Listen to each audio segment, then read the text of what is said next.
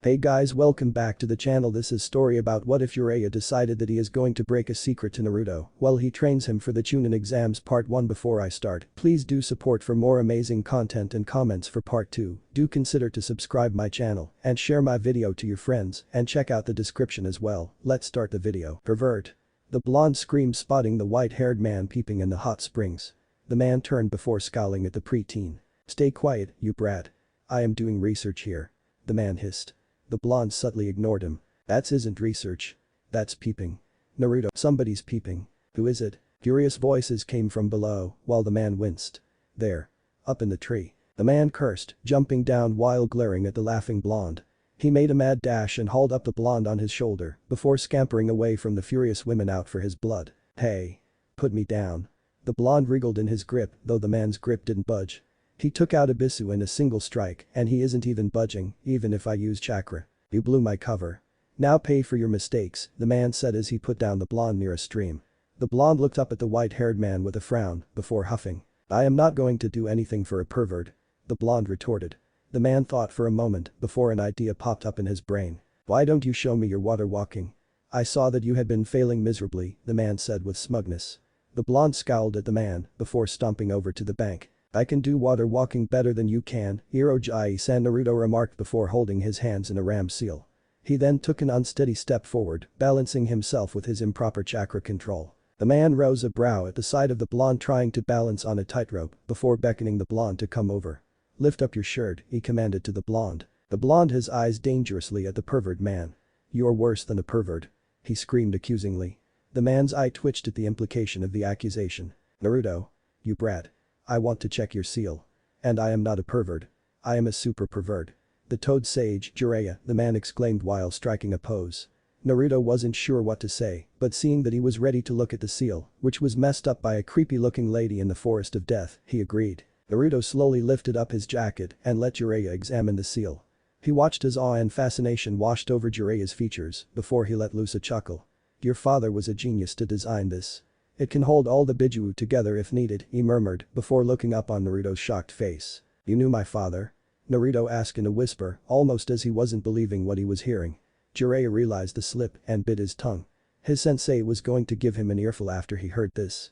Naruto gripped Jiraiya's shoulders tightly, trying to move him back and forth. Who was he?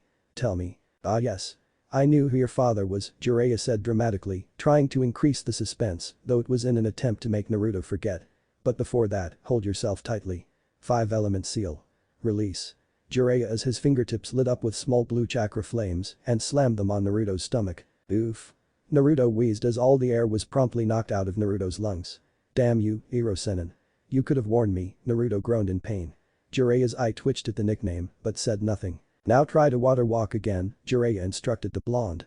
Giving an unsure glance to the spiky-haired man, Naruto again held his hands in a ram seal and slowly walked over the water surface. Excitement lit up his eyes seeing that he didn't need to concentrate as hard as before.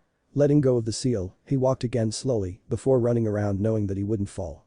Quickly enough he came back to Jiraiya, just standing on the water over the edge. Thanks for that, Iro-senin. Stop calling me that, brat. Yeah, Naruto agreed. Thought Jiraiya knew that the boy had brushed his suggestion off. So, who was my father? He asked expectantly. Jiraiya winced knowing that Naruto wouldn't let him off. Anyway, you practice water walking and increase your chakra control. I have some urgent work I need to do, Jiraiya replied and turned away before hearing Naruto's furious shout. All of you are the same. Each and every one of you. You. Jai-chan. Kakashi-sensei. All of you. Was my father some criminal that you don't try to speak out his name? Was that the reason I was selected to hold the Kyuubi, Jai-san? Always tell that they died on the night of the Kyuubi attack. And I know he lies through his teeth. Who is my father? Tell me, you bastard. Naruto screamed furiously from behind. He could feel the Kyuubi's chakra seeping around Naruto. Jiraiya winced at the words, unbridled rage curling up in his stomach. He was definitely going to have some words with his sensei. Naruto had gone as far as to assume that his father was a criminal of some kind. Stealing his resolve, he turned around. Damn the ramifications. First, your father wasn't a criminal. Scratch that. His sheet was clean. Second, before you curse your father, he loved you more than anything in this world. You should have seen him jumping up and down when your mother found out that she was pregnant. Third, what I tell you here, don't go yapping out to the people. Many villages would love to kill you, especially Iowa, before you become like your father. That's the reason why only a handful people know about your father. For others you are an orphan, Jiraiya warned in a no-nonsense tone. Naruto nodded slowly. You know I run a spy network for Konoha, so I can't stay in the village for long times. I am your godfather, and I would have loved to look after you, but if anybody saw a blonde kid with me, all of them would scream bloody murder because of your father's fear, Jiraiya added, waiting for some harsh words, but felt a sense of deja vu, seeing Naruto's calm understanding face, waiting for a single slip from him. I understand why you stayed away from me. You protected me in your own way, Naruto commented, making Jiraiya sigh in relief. That went well. I thought you would scream at me and all. Naruto shrugged. Why would I? You knew that I would be killed if anyone saw me with you. So you have protected me all this time because you didn't try to contact me. I am not sure what to say about that, so I hope you understand. He was my student. And regarding your father, you know him by his name and even read about him in your books, Jiraiya said the last part amusedly. You taught my father, Naruto asked in shock as Jiraiya puffed his chest and nodded proudly. I was his Jonin sensei, Jiraiya affirmed as Naruto rubbed his chin trying to remember what he had crammed in for the genin exams. One of the teams you taught was the Yondames. I had read about you a bit when preparing for genin exams because of the Yondame, Naruto remarked, shocking Jiraiya. I am not sure to be happy or sad. He read about me because of Minato, but only a bit. Jiraiya thought, depressed. Ah. Damn it. Did you teach any other team? Naruto asked, making Jiraiya snort. Nah. Only your father's team, Jiraiya replied offhandedly. Naruto's eyes widened as he gulped. My father was on the Yondame's team. Whoa. Jiraiya fell flat on his face at the statement. Didn't you read what was written about the Yondame's genin team? Jiraiya asked sadly.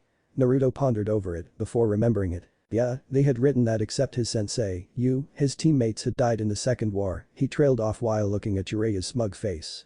The Yon Namikaze Minato was my father? Naruto asked in a whisper as he staggered. Then why did he to his own son? He asked quietly in shock. Jiraiya shrugged. Your father and mother died, taking with them the events on what happened on the night of your birth. We don't know how the Kyuubi broke free from your mother's seal. It shouldn't have happened if Minato was there, Jiraiya said sadly. You mean someone attacked them? But about my mother, Naruto trailed off unsure. Yes to both. Your mother housed the Kyuubi previously. A Jinchuriki's seal is the weakest to childbirth. On that night, it was decided that your birth would take place away from village, under a barrier that would suppress the Kyuubi if Minato failed. And bodies of the guarding Anbu had been found, either broken necks or blasted air pipes. The only person I can think of to break through such a high-end barrier, control the Kyuubi and unleash it on Konoha, is Uchiha Madara, Jiraiya explained. So this Madara guy attacked when I was born? Who is he? Naruto asked in confusion. Jiraiya facepalmed at the question. Of course, you don't know about him. He had founded Konohagakure along with the Shodai Hokage, Senju Hashirama. But he also was the first traitor from Konohagakure, as far as he went to destroy the village with the Kyuubi under his control, Jiraiya answered before being washed over by malicious chakra. He watched as Naruto's eyes turned into red slits. I guess the Kyuubi hates Madara a lot, he added with a frown. So, are you going to teach me? Naruto asked after a few moments. Jiraiya rose a brow at the question. Why would you ask that? Jiraiya wondered out as Naruto's face fell. I guess he won't teach me, Naruto thought sadly. I had already warned Kakashi that I was going to steal you from him when I came back, Jiraiya remarked as Naruto's face lit up. Now, go and pack your bags. The next month, we are going to be out of the village. Yes, Hiro Sennin. Stop calling me that. I will call you Jiraiya-sensei if you stop perving at hot springs. Damn you brat. Jiraiya muttered as Naruto disappeared in the direction of a training ground. He wants to put some training in, I guess. But at least I can dodge Sarutobi-sensei for a month. Boy, when you enter the arena and the clothes I get you, I will love the look on everybody's faces. Soon enough, Jiraiya went to buy a few clothes in the shopping district with a goal set in his mind. It was an hour after sundown when Jiraiya invited himself in Naruto's apartment from a window. The blonde jumped before readying a kunai as a reflex and tried holding it near the intruder's jugular. Keyword tried, since Jiraiya was too tall for him. Hey. Jiraiya yelped before disarming Naruto. Why would you do that? Naruto averted his eyes before going back to pack his bags. No, he wouldn't show his weakness in front of his godfather. Jiraiya's eyes narrowed at the ignorance, his instincts telling him that the boy was hiding something. I ask you a question, Naruto, he said in a low voice. Naruto barked out a fake laugh. Hey. You never try to sneak up on a ninja. He replied nonchalantly. Before he could comprehend, a kunai whizzed past dangerously close to his ear. Hey. Now what are you doing? You're hiding something. You can fool even Kakashi, but not me. You mannerisms are between your mother and father when you lie to, Jiraiya stated, narrowing his eyes and pinning Naruto with a stare. He watched as the blonde gulped under the stare. Why do you think I am lying? Naruto asked nervously. Jiraiya's hand twitched before his punched the wooden table with full force. Naruto yelped before backing away from Jiraiya in fear. Jiraiya's eyes softened, seeing the fear in Naruto's eyes, gazing at him with helpless fear. I am sorry. Please don't hit me. Jiraiya's breath caught in his throat, taking in deep breaths to try and calm his chakra. He quickly advanced ahead and hugged Naruto tightly, trying to comfort the boy. I should be the one sorry, Naruto. I didn't mean to scare you, he whispered softly as he felt Naruto's body racking with sobs. Sensei. I am leaving for now, but a month later, we are having a serious talk. I am sorry, Jiraiya-sensei. Why are you sorry? I was the one who scared you. I didn't want to look weak. You taught my father, and I know that he was fearless. Jiraiya snorted at that. Fearless? When a rumor had spread that he was cheating on your mother, you should have seen him running around the village, trying to dodge all kinds of objects from your mother, Jiraiya remarked with a smile. He felt Naruto chuckle a bit between his sobs. It's fine, Naruto. Nobody's gonna hurt you if I have anything to say about it. The pair stayed like that for a few minutes before Jiraiya separated, handing Naruto a scroll. The boy looked at his new sensei with a confused face. Open it. It's a gift, Jiraiya instructed as Naruto nodded before doing the same. Naruto frowned seeing a familiar seal and pushed some chakra into it. There was a puff of smoke before Naruto found himself holding 4 sets of a standard Konoha uniform and 2 burnt orange flak jackets. Naruto's eyes watered seeing the new clothes and hugged Jiraiya tightly. Thank you, Jiraiya-sensei, Naruto murmured as the man ruffled Naruto's spiky hair. Now, just take a few rations and the new clothes. We are leaving tonight, Jiraiya remarked as Naruto nodded and started packing the mentioned things in a backpack. Jiraiya rose a brow at the rows of stacked instant ramen before making a note to improve his diet. Shouldn't we tell Jiraiya-chan that we are leaving? Naruto asked unsure. Jiraiya rose a brow before a thought made him smirk. Yes, we are. But we will write a note and leave it in your room, Jiraiya replied and handed a pen and paper to Naruto. Now, write as I say. Oh. The blonde girl followed the boy seeing him return from one of the training grounds. Her sensei had ordered her to tail the boy, seeing that her brother was unusually fixated on him. For her, the boy was just an idiot who took ninja career with no seriousness.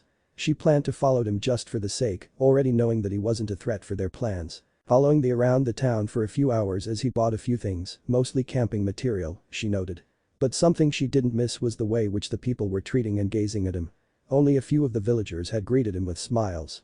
An inkling of doubt crept on the boy's identity. She planned to confirm it, but her sensing wasn't that great and she would need the boy to stay in a confined place for a specific period of time. Soon enough, the boy walked towards the red light district, making the girl tailing him on the rooftops frown.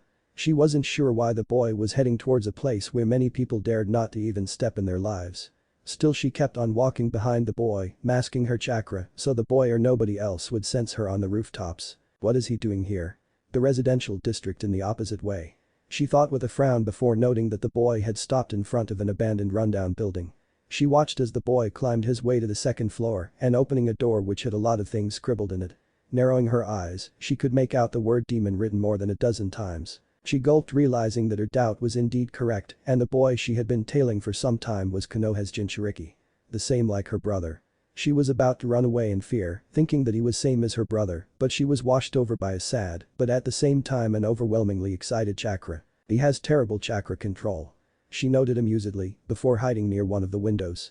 She watched as the boy packed supplies for a trip making her frown. I guess he is training with someone outside the village. But who? In the next few seconds, she narrowly dodged a man entering the window where she was hiding at. She waited for the man to turn around and spot her, but thankfully he had missed her. That was too close for comfort. And the amount of chakra this guy has. Who is he? She thought with a frown. Her eyes became prickly as she heard the boy's words, realizing why he had suddenly been so scared. Fearing that she would be spotted, she took off, but not before hearing the message the man had directed to write the boy. She had suppressed a snort at the explanation the man had given. On her way, she steeled her resolve. You could have been like my brother, Uzumaki Naruto. What makes you different from him? I cannot say whose upbringing was worse among you two. An orphan who is attacked by his fellow villagers or a boy whose own father has tried to assassinate him to check his worthiness as a weapon. Would you have done the same if you were in Gaara's shoes, Uzumaki Naruto? I may be loyal to my village, but I am not cold-hearted like my father. Right now, you had that same expression my brother used to wear before he became as he was now. Your face after the man gave you the set of clothes looked like a small child receiving a gift on his birthday. I know my father will try to kill you if he hears who you are. He already messed up my brother's life forever, I won't let him do yours, she thought as she ran back to her team's allocated apartment between the shopping and residential districts. Well, you get ready while I get permission from the Hokage to practice in one of the training grounds, Baki remarked as he put on his Jonin vest. Temari ears perked up at, her lips twitching up remembering the message the white-haired man had told Naruto to write. Baki-sensei, can I do that? I want to look around the village for a bit too, Temari spoke up suddenly making Baki frown. It wasn't that hard to get that permission, just a signed paper from the Hokage to allow entry in the training grounds. I don't see a problem in that, Baki responded, frown still on his face, eyeing Temari for any deceit. She would never volunteer herself for such a things. Temari's face turned into a scowl, realizing why Baki was looking at her like that. Are you thinking that I am a traitor? Temari hissed dangerously, making Baki shake his head in rapid denial. No, Temari. It's just that you don't volunteer yourself for any work like this, Baki replied making Temari's eye twitch. So, if I am trying to do something and get a breather from what Tsunade has planned, am I wrong? Temari asked in mock confusion, making Baki wince at the expression. I wasn't implying anything. You can go if you wish, Baki stammered out knowing how dangerous it was to anger Temari. The blonde nodded in satisfaction. Good, Temari said before stomping out of the room. Quickly making her way to the Hokage tower, she waited outside the office at the reception desk. She sighed at the queue before taking a seat in the far corner of the room. Seeing the calm atmosphere, she assumed that nobody had visited the boy's house. How does nobody know that he hasn't been seen since morning? All ninjas are up at 5 and it's nearing 9 now. Any sane ninja would check up on within 30 minutes. Temari thought with a scowl on her face. She had an urge to pummel that silver-haired cyclops she had seen at the preliminaries. The boy was his charge, damn it. He should be the first one to realize. After 20 minutes, she had been called inside to get the signed permission from the Hokage. As soon as she entered, the Hokage smiled a little before opening a drawer and pulling out a sheet. She bowed to the village leader. Hokage-sama, she addressed with respect. The first name on the special war list. He doesn't have a Kekkei Genkai, but is rumored to be as strong as Tsunade when he was just 17. You shouldn't bow to me, Temari-san. You are one of the candidates for the Godin Kazekage, as well as the eldest of the Yondaime Kazekage's children, Hiruzen said as he took a drag of his pipe. I assume you are here for the permission? He asked as Temari nodded. He quickly wrote down the blank spaces in the printed paper before handing it to Temari. I hope the villagers are treating you well, he said as the girl nodded. Seeing the expression on Temari's face, Hiruzen gestured her to speak up. Do you something to say? Temari snapped her eyes towards the old man before framing her words carefully. I was just curious about a boy, but it seems the Konoha doesn't appreciate a sane Jinchuriki, she said emotionlessly making Hiruzen flinch at the accusation. How do you know about that? Hiruzen asked in a dangerously low voice, crashing all of his chakra on the girl. The poor blonde started gasping for air under the pressure, looking at the Sandaime Hokage with wide eyes. Keeping his pressure for a few moments, he lifted it to make sure that the girl didn't faint. I am waiting for an answer. Temari took ragged deep breaths before giving a tired glare to the man. His eyes hold fear for even at a sudden drop of a hat. The same expression before my brother became the cold person he is now. Save him before he loses his sanity, because even you know that you can't stop the Kyuubi, Temari answered shocking Hiruzen with the first sentence. I see. Thank you for bringing such an important thing to light. I will see into it, Hiruzen said tightly. Temari bowed and was about to leave the office when a glasses-wearing shinobi burst in through by breaking the door. Ibisu. What is meaning of this? Sarutobi asked in anger. The bewildered Jonin said nothing and just pushed a note in his hand. I have found a teacher who has agreed to teach me till the Chunin exam finals. I am leaving the village with sensei to train. I will return a day or two before the finals. Naruto, where is Kakashi? Sarutobi asked in anger. Ibisu whimpered at the thunderous expression on the man's face while Temari suppressed a smile. He was going to leave the village today to train Uchiha-san in his private grounds. He had assigned me to Naruto for the month, Ibisu replied, before cowering at the furious increase in chakra which left everybody in the room, including the Anbu, gasping for air. Temari made a mental note to never incur the man's wrath. Who is his sensei? You are Kakashi. Anbu. Bring that idiot here. Hiruzen barked in anger, sending an Anbu scampering away as if Uchiha Madara were hot on his tail. And what happened yesterday? Ibisu whimpered under the glare but nodded before answering. Kakashi-san contacted me to teach Naruto for a month while he taught Uchiha-san for his match against Gaara. He mentioned that he needed to focus all of his attention so that Sasuke-san doesn't get killed in his match, he answered making both Hiruzen and Temari scowl. So what were you going to teach Naruto? Hiruzen asked as Ibisu nodded quickly. I was going to refine his chakra control, as well as teach him Taijutsu as Kakashi had instructed. Hiruzen nodded quietly at that, but internally his temper was reaching his breaking point. I see, he replied tightly. Wait till Kakashi comes. Temari smirked at the tone. He is going to tear a new one to that silver cyclops, she thought amusedly. Seeing that Hiruzen had forgotten her presence in the chaos, she patiently waited there. Quickly enough, Kakashi came in from a window, unaware of the rage bottled inside his leader. Okage-sama, Tenzo told that you had asked for me, he said lazily. Hiruzen nodded, before crashing his entire chakra on the lazy jonin. Temari noticed that she was indeed feeling the pressure, but wasn't getting crushed under it like the scared jonin. Concentrated chakra pressuring. How much control does he have over his chakra? I won't be shocked if he walks over Tsunade without breaking a sweat, Temari thought in fear. Okage-sama, Kakashi squeaked in shock, his entire body paralyzing under the dense angry chakra. Who is important to you, Sasuke or Naruto? Hiruzen asked calmly, still keeping his pressure over Kakashi. What kind of question is that? Kakashi asked in shock, raising his voice. Hiruzen's eyes reddened. The same question, if you ask me.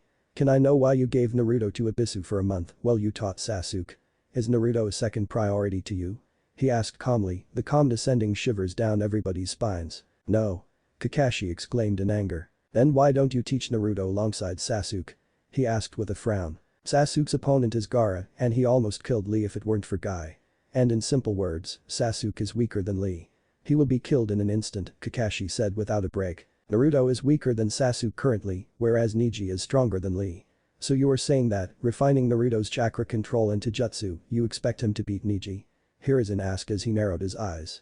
What gave you the bright idea that you can defeat a Hyuga in Taijutsu if you don't use your Sharingan? Kakashi winced at the statement, but said nothing. He turned to Ibisu and gave him a cold stare. Hiruzen narrowed his eyes dangerously. Don't blame that incompetent excuse for a jonin. He couldn't look after a single genin and let the boy get kidnapped, Hiruzen said as Ibisu nodded at the insult and accusation. What? Kakashi asked in shock. Naruto was kidnapped. Yes, if you hadn't grasped it by now, Hiruzen said sarcastically. Someone knocked Ibisu unconscious, and when he came by this morning, there was a single note that he was leaving the village with his new sensei and won't return till the finals. And you can't blame the boy, because he is always tempted by training since his academy teaching was sabotaged. Temari rose a brow at the last statement. That explained why he had such a low-class Taijutsu. Kakashi knew what Hiruzen was saying was the truth. Naruto hadn't been taught anything other than Henge and Kawarimi at academy because of Mizuki. Let me ask you this, Kakashi, what have you taught Team 7 since they were given in your care? Sarutobi asked with a frown. Kakashi nodded. I have finished their chakra control refinement by tree climbing, daily spars, as well as team building exercises, Kakashi answered nonchalantly. Hiruzen and Temari rose a brow at the answer. Kakashi Hiruzen started with a frown. Your team is a heavy assault team. Explain to me, how is only daily spars and team building exercises going to help the team over 3 months? Have you learned nothing from your mission to Wave? Or your own team? Your team's strength is nowhere near Minato's. Both of you are heavy assault teams, he asked in anger. Kakashi clenched his jaw, but knew that Hiruzen had pointed out perfectly. As much as he hated to admit it, even Obito would have walked over his team without breaking a sweat. So has Naruto been found? Kakashi asked, making Sarutobi frown. We don't even know when he left. And anybody could kidnap him, you know that very well. He could have been killed by now if I or Kumo are behind this. We will find him, don't worry. You can teach your precious Uchiha in private. And even if after your training, he still loses against Gaara, I don't think you are a competent teacher, Kakashi Hiruzen said with sadness. Kakashi's eyes narrowed at that, but said nothing and nodded. Seeing nobody move, Hiruzen rose a brow at the pair of jonins. What are watching my face for, morons? Out. The two nodded hurriedly before scampering away, not wanting to incur more wrath. You are still here? Hiruzen asked in confusion, seeing Temari in a corner. Sorry, Naruto was being mentioned, so I was a bit worried. I didn't mean to eavesdrop, Temari replied. You seem to care a lot for him, unlike Tsunade, she remarked suddenly. She slapped her hand, realizing that she had spoken even before realizing. Hiruzen laughed before shaking his head. I knew his father very well, and I owe his father a great debt. He does not deserve any of this, especially when he didn't know that he was Jinchuriki until his genin graduation, Hiruzen replied with a frown. Seeing all this happening like now, I feel like I have failed his father. Right now, the last thing I want to do is die. I don't want to face his father, much less his mother. Temari smiled a little, remembering Jiraiya's account of Naruto's father running around the village from his mother. She bowed a bit. Thank you for looking after him. Staying sane while you are being harassed from both inside and the outside isn't easy. I know that from my brother, Temari remarked as Hiruzen smiled, getting an idea. Why don't you show your brother to my student when he stops by? I am sure my student can fix the shoddy seal and stop Shukaku from influencing your brother's decisions, Hiruzen suddenly said, shocking Temari. Why would you do such a thing? She blurted out, making Hiruzen frown. We are allied after all. Why wouldn't I help an allied hidden village? He asked rhetorically, before pausing. I don't want a repeat of Sunagakure too. Iwa, Kumo and Kiri destroyed them in 2 days so that they wouldn't help us with their Fuinjutsu prowess. If another war breaks out, I want Tsunade to put resistance at such an attack until reinforcements arrive. Temari nodded before walking out. He's nothing like Tsunade. Were all Hokages like this? No wonder all Konoha shinobi love their Hokage without reservations. It's just their name can bring courage back in the shinobi. I don't think our invasion is going to be successful. Wake up, Naruto, Jiraiya said as he shook the sleeping blonde.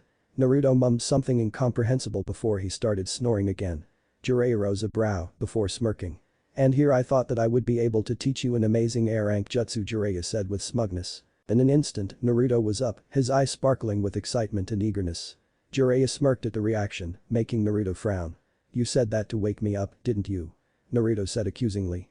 Jiraiya shook his head in denial. I was going to teach you if your chakra control was good.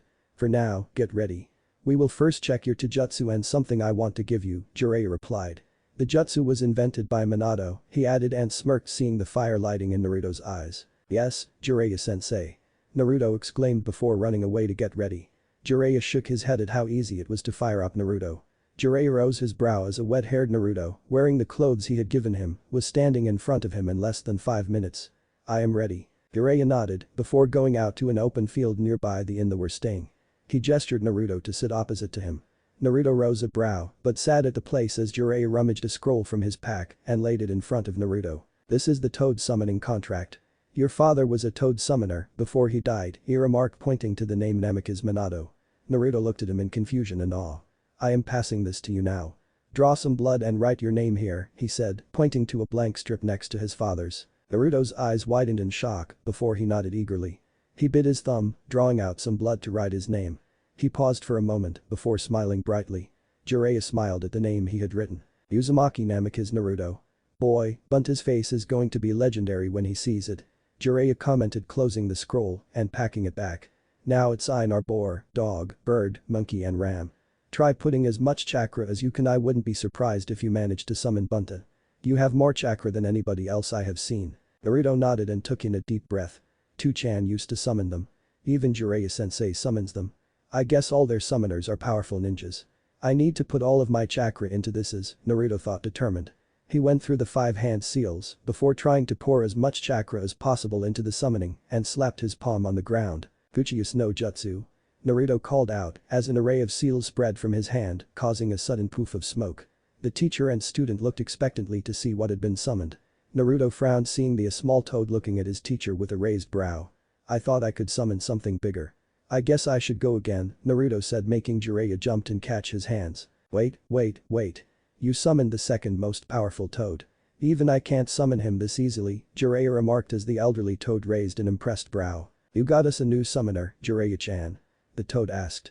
Naruto frowned on how the toad was calling Jiraiya with an unsuitable honorific. Don't call him Chan. Naruto butted in before Jiraiya could reply. The toad laughed at that, whereas Jiraiya glared at him. Naruto, Fukasaku-sama is the one who taught me senjutsu and things related to the Toad clan, Jiraiya warned, making the blonde go red in embarrassment. On the other hand, the Toad eyes wrinkled with mirth. So he is Minato-chan's son. He has quite a lot of chakra, Fukasaku remarked with a smile. He managed to summon me on the first try, Jiraiya-chan. He asked Jiraiya. Yeah. I assume he used as much chakra as he could before he summoned you. I guess he can summon Bunta after his chakra control is refined, Jiraiya commented. Sorry if he disturbed you. I hadn't expected him to summon you. Nah. Rather I should thank him, Jiraiya-chan. After all, you are running away from your final exercise of becoming a sage, Fukasaku said while narrowing his eyes. Jiraiya gulped under the glare before his eyes became serious. After the Chunin exams, I am taking him on a 3-year training trip. Especially with, Jiraiya trailed off as Fukasaku nodded in understanding. I heard from the messengers you normally use. That is a dangerous organization indeed. Gamabunta-sama mentioned about the Gobi disappearing a week ago, the toad replied, making Jiraiya go in shock. I thought they wouldn't make any moves until 3 years. I guess capturing the Gobi was their luck. Information like this can be tampered unless you check on them personally. I think someone will visit Naruto-chan soon to check if their strength. If the Jinchuriki can be captured now, they may capture him, the toad said seriously. I see. Thank you for the information, Fukasaku-sama. I need to up his training more now, Jiraiya stated, making the toad nod before disappearing in a puff of smoke. Who is going to visit me? Naruto asked in confusion. Jiraiya looked at him pensive before sighing. I won't sugarcoat it, but there are a group of ninjas as powerful as me and Sensei, after people like you and that Gaara kid who hold Biju. Orochimaru was a part of this organization too, before he ran away. The level you are right now, you don't stand a chance against them, Jiraiya said seriously. That was one of the reason I wanted to take you as soon as you graduated. Right now, if you stand up against them for some time, they will come 3 years later for you. That's enough time to make you as powerful as Minato, or even more. Naruto nodded at the thought of surpassing his father.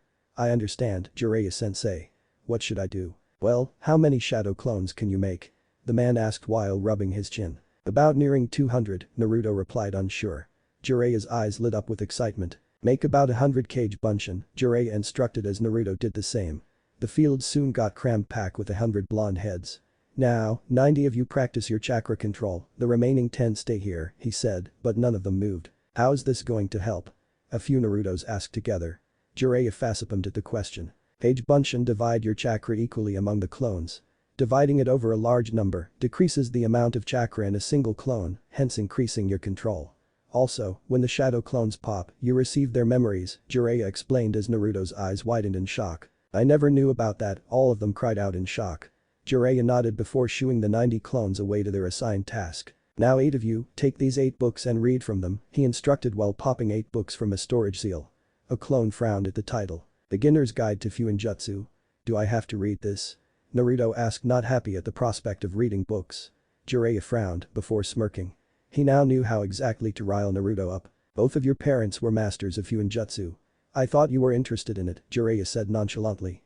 Glee rose seeing the fire burn again in Naruto's eyes. I will do it, the 8 of them cried out together before taking 8 different trees around the clearing. Now, show me the taijutsu katas you have learned, he instructed again. The original one nodded before going through what he had been in the academy. By Mizuki. Jiraiya frowned at the brawler-style position before shaking his head. Who taught these katas? Jiraiya asked with a frown.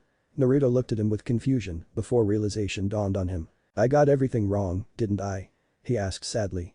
Mizuki had taught me the katas, saying that this was a style only I can do, Naruto admitted sadly. Well, I have an unique style for you too.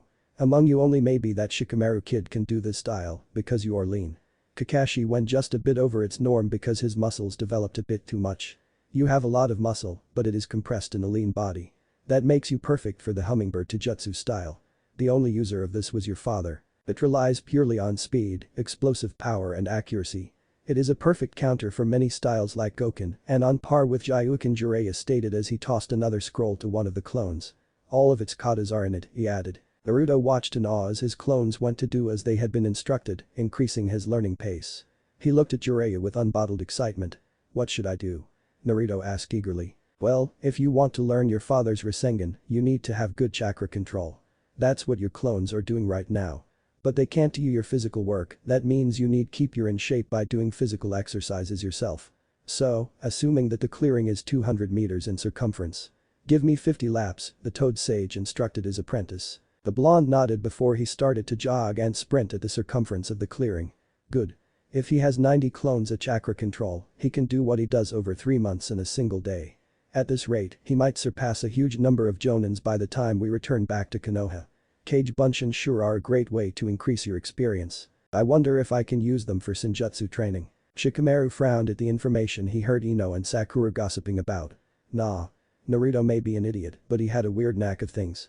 He would be the last one to fall for such a trick. He almost laughed at the idiocy of others had been believing the concise note Naruto had written. Naruto is safe, Shikamaru remarked, garnering everybody's attention at the table where they were eating barbecue. Choji nodded in agreement, as did Kiba. He may seem like an idiot, but he is hyper-aware. Even a small fly doesn't miss his eye. I don't know how he trains, but his reflexes are the best among all of us. Even a single slipper changing of your facial muscles can hint that you are deceiving him, Kiba commented, making Sakura frown. Then pray to tell me why that baka is so bad. She asked with a half sneer. Shikamaru glared at her with intensity before sighing. He has been alone his whole life. I admit I started avoiding him when I realized that the children started to isolate me and Choji with Naruto. I ran away, but he still didn't treat me differently for avoiding him. He came with an understanding face saying that he wasn't angry on Choji and I, and that it was fine if we ignored him and played with others, Shikamaru confessed as Choji nodded in agreement. Ino looked at two with wide eyes. Even though she thought she knew everything about her two teammates, she didn't have an inkling of idea that they had been buddies with Naruto once. Why didn't you ever tell me this? Ino asked in confusion. Kiba snorted at that. We couldn't face ourselves after that. How were we supposed to tell others? He sacrificed his own happiness on the scale that we would remain happy. How many of us could do this when we were 6? You two fought like wild cats and destroyed your friendship over a boy at 7.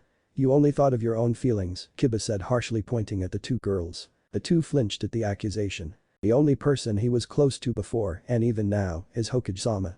He has always been there as long as we can remember. He used to make time and visit Naruto once a week and check up on his health.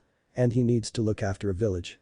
There wasn't anybody else until Iruka-sensei came around. He had been neglected so much by then that all of Iruka-sensei's time was spent teaching him the basics and they barely finished for the genin exams, Choji stated making Sakura cower at the 3 glares being directed at her. Does anyone know how Hokage-sama came so close to Naruto?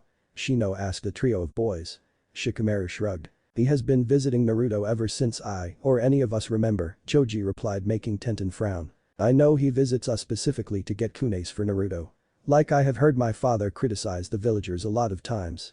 They don't see who Naruto is beyond that. That's what he said, the female from Team 9 spoke up. It's like only a few people treat him as a human. I should not speak about this because Kurenai-sensei and Kacchan almost bit my and Hinata's head off when I mentioned the seal on Naruto's stomach, Kiba remarked before pointing to his stomach. Hinata described it as a circle in 2 pieces and 4 rays protruding from each and red chakra leaking out randomly from it. Isn't human chakra blue? Choji asked with a frown. Shikamaru furrowed his brows at the information. Shino too seemed pensive. You know that I tag all of my team members and friends with a bug, right? The boys nodded, whereas the 2 girls scrunched up their faces. Tenten rose a brow at the information. Aburam clan uses them for recon and tracking. But there's something which is told to new members. Never tag Naruto for longer periods or you may lose your hive entirely. When asked that, they had ignored us, Shino said with his usual passive face. I know there's something which is forbidden for the older generation to speak about Naruto. It's like they are trying to hide something, just naming it as bad influence. I often wondered if his parent did something wrong, but Tuchan or Choji's dad said that nobody knew about who Naruto's parents were. They said that he just, Shikamaru trailed off, his eyes widening to the size of saucer plates. What happened, Shikamaru? Ino asked worriedly. Shikamaru snapped his head towards her before shaking it in denial rapidly. I just remembered something I need to do. Sorry, but I need to go, Shikamaru said before bolting away, assuming that his father would be at the Hokage tower in his office. Choji and Kiba raised a brow at the vanishing figure of Shikamaru. Did he figure something out? He just stopped at OOHH. Shika. Wait for me. Choji scampered after his childhood friend. Kiba too realized the same thing and ran after the two. The 3 girls and Shino stared at the now empty seats.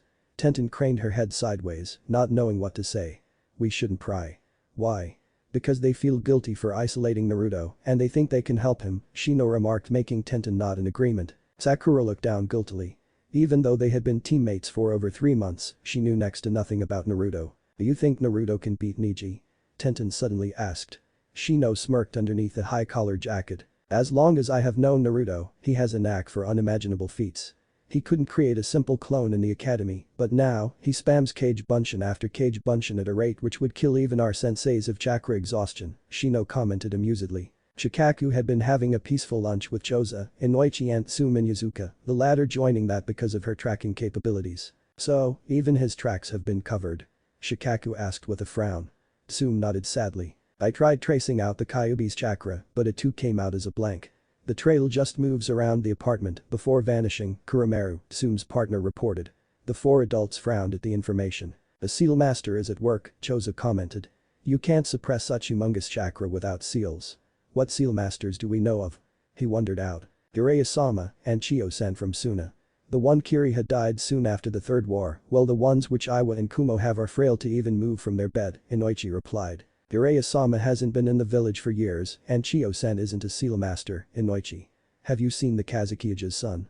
That's her work, Tsume commented. So, there's a seal master who can sneak into Konoha, kidnap a high-priority target and vanish without a trace while taking a literal chakra generator with him. Shikaku exclaimed exasperated. Hey, don't assume it's a boy.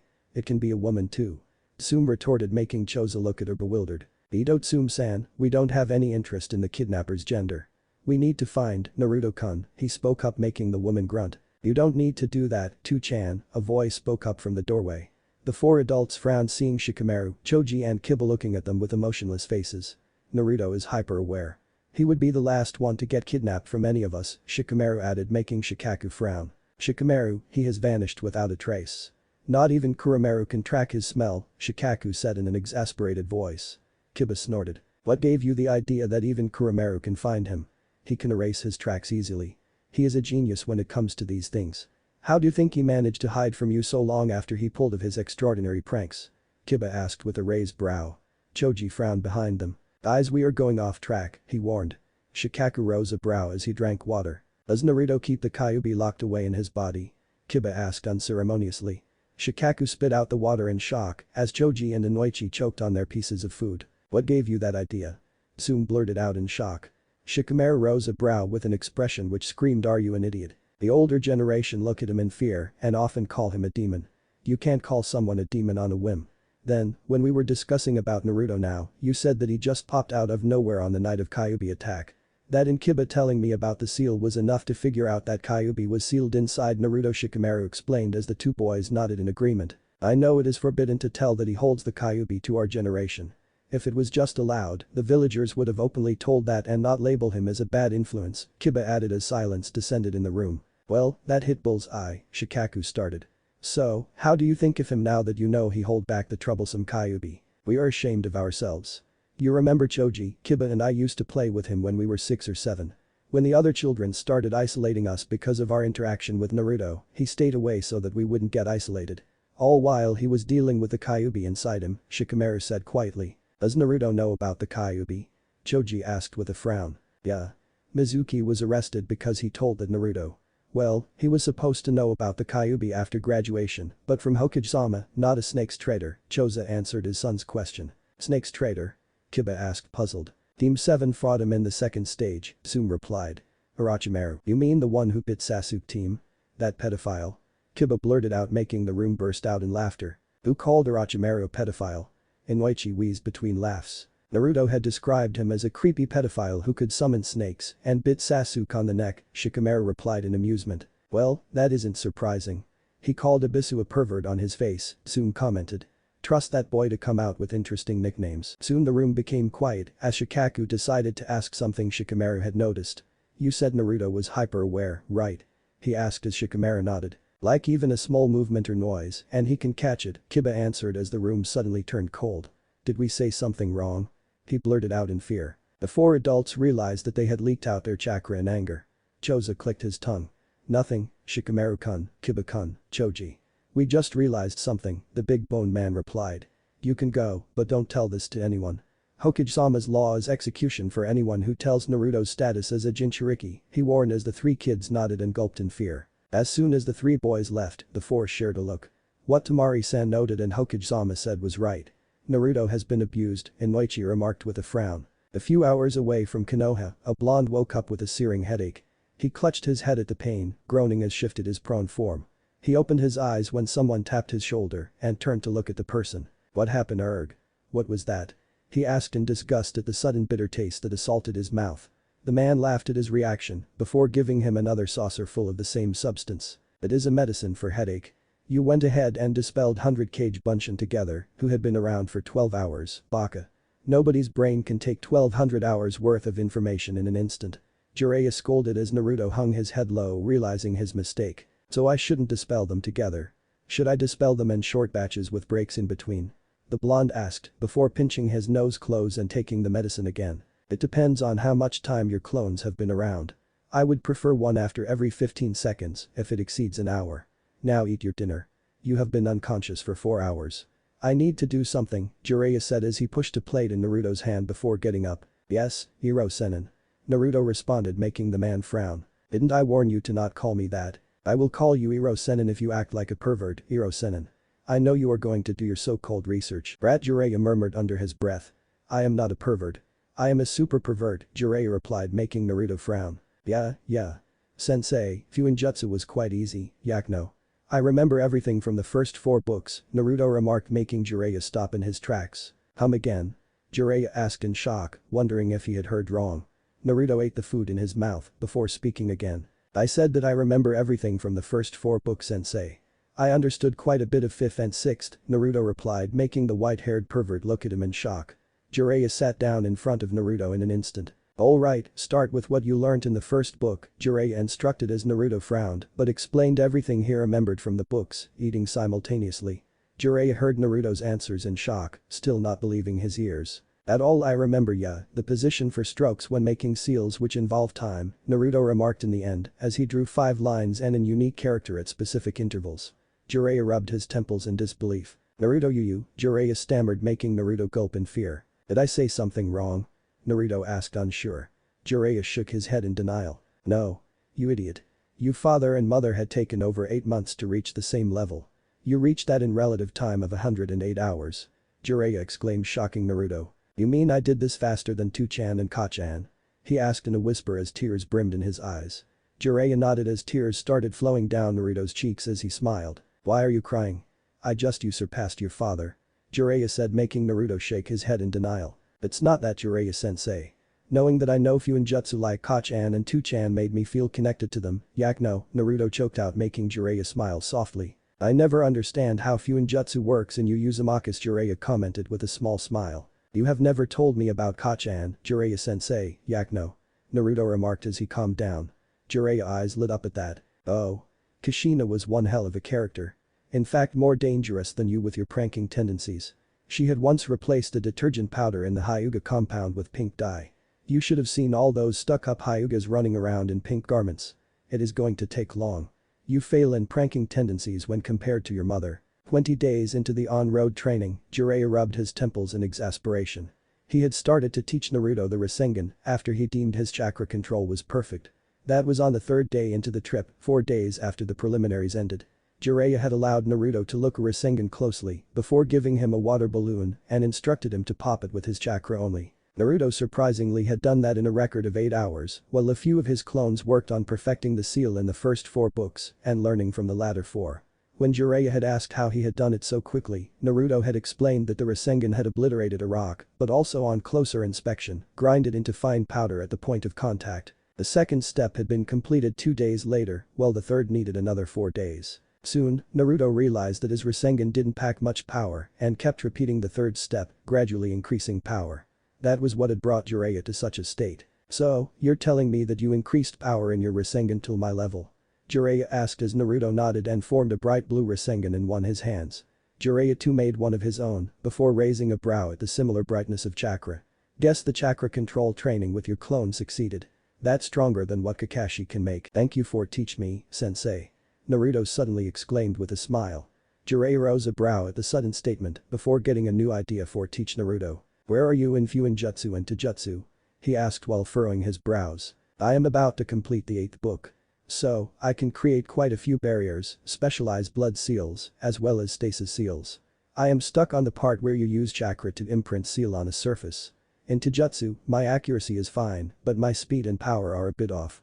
You are often able to block my strikes or come in before I put a guard up, Naruto explained as Jiraiya nodded pensively. Have you ever tried sensing chakra?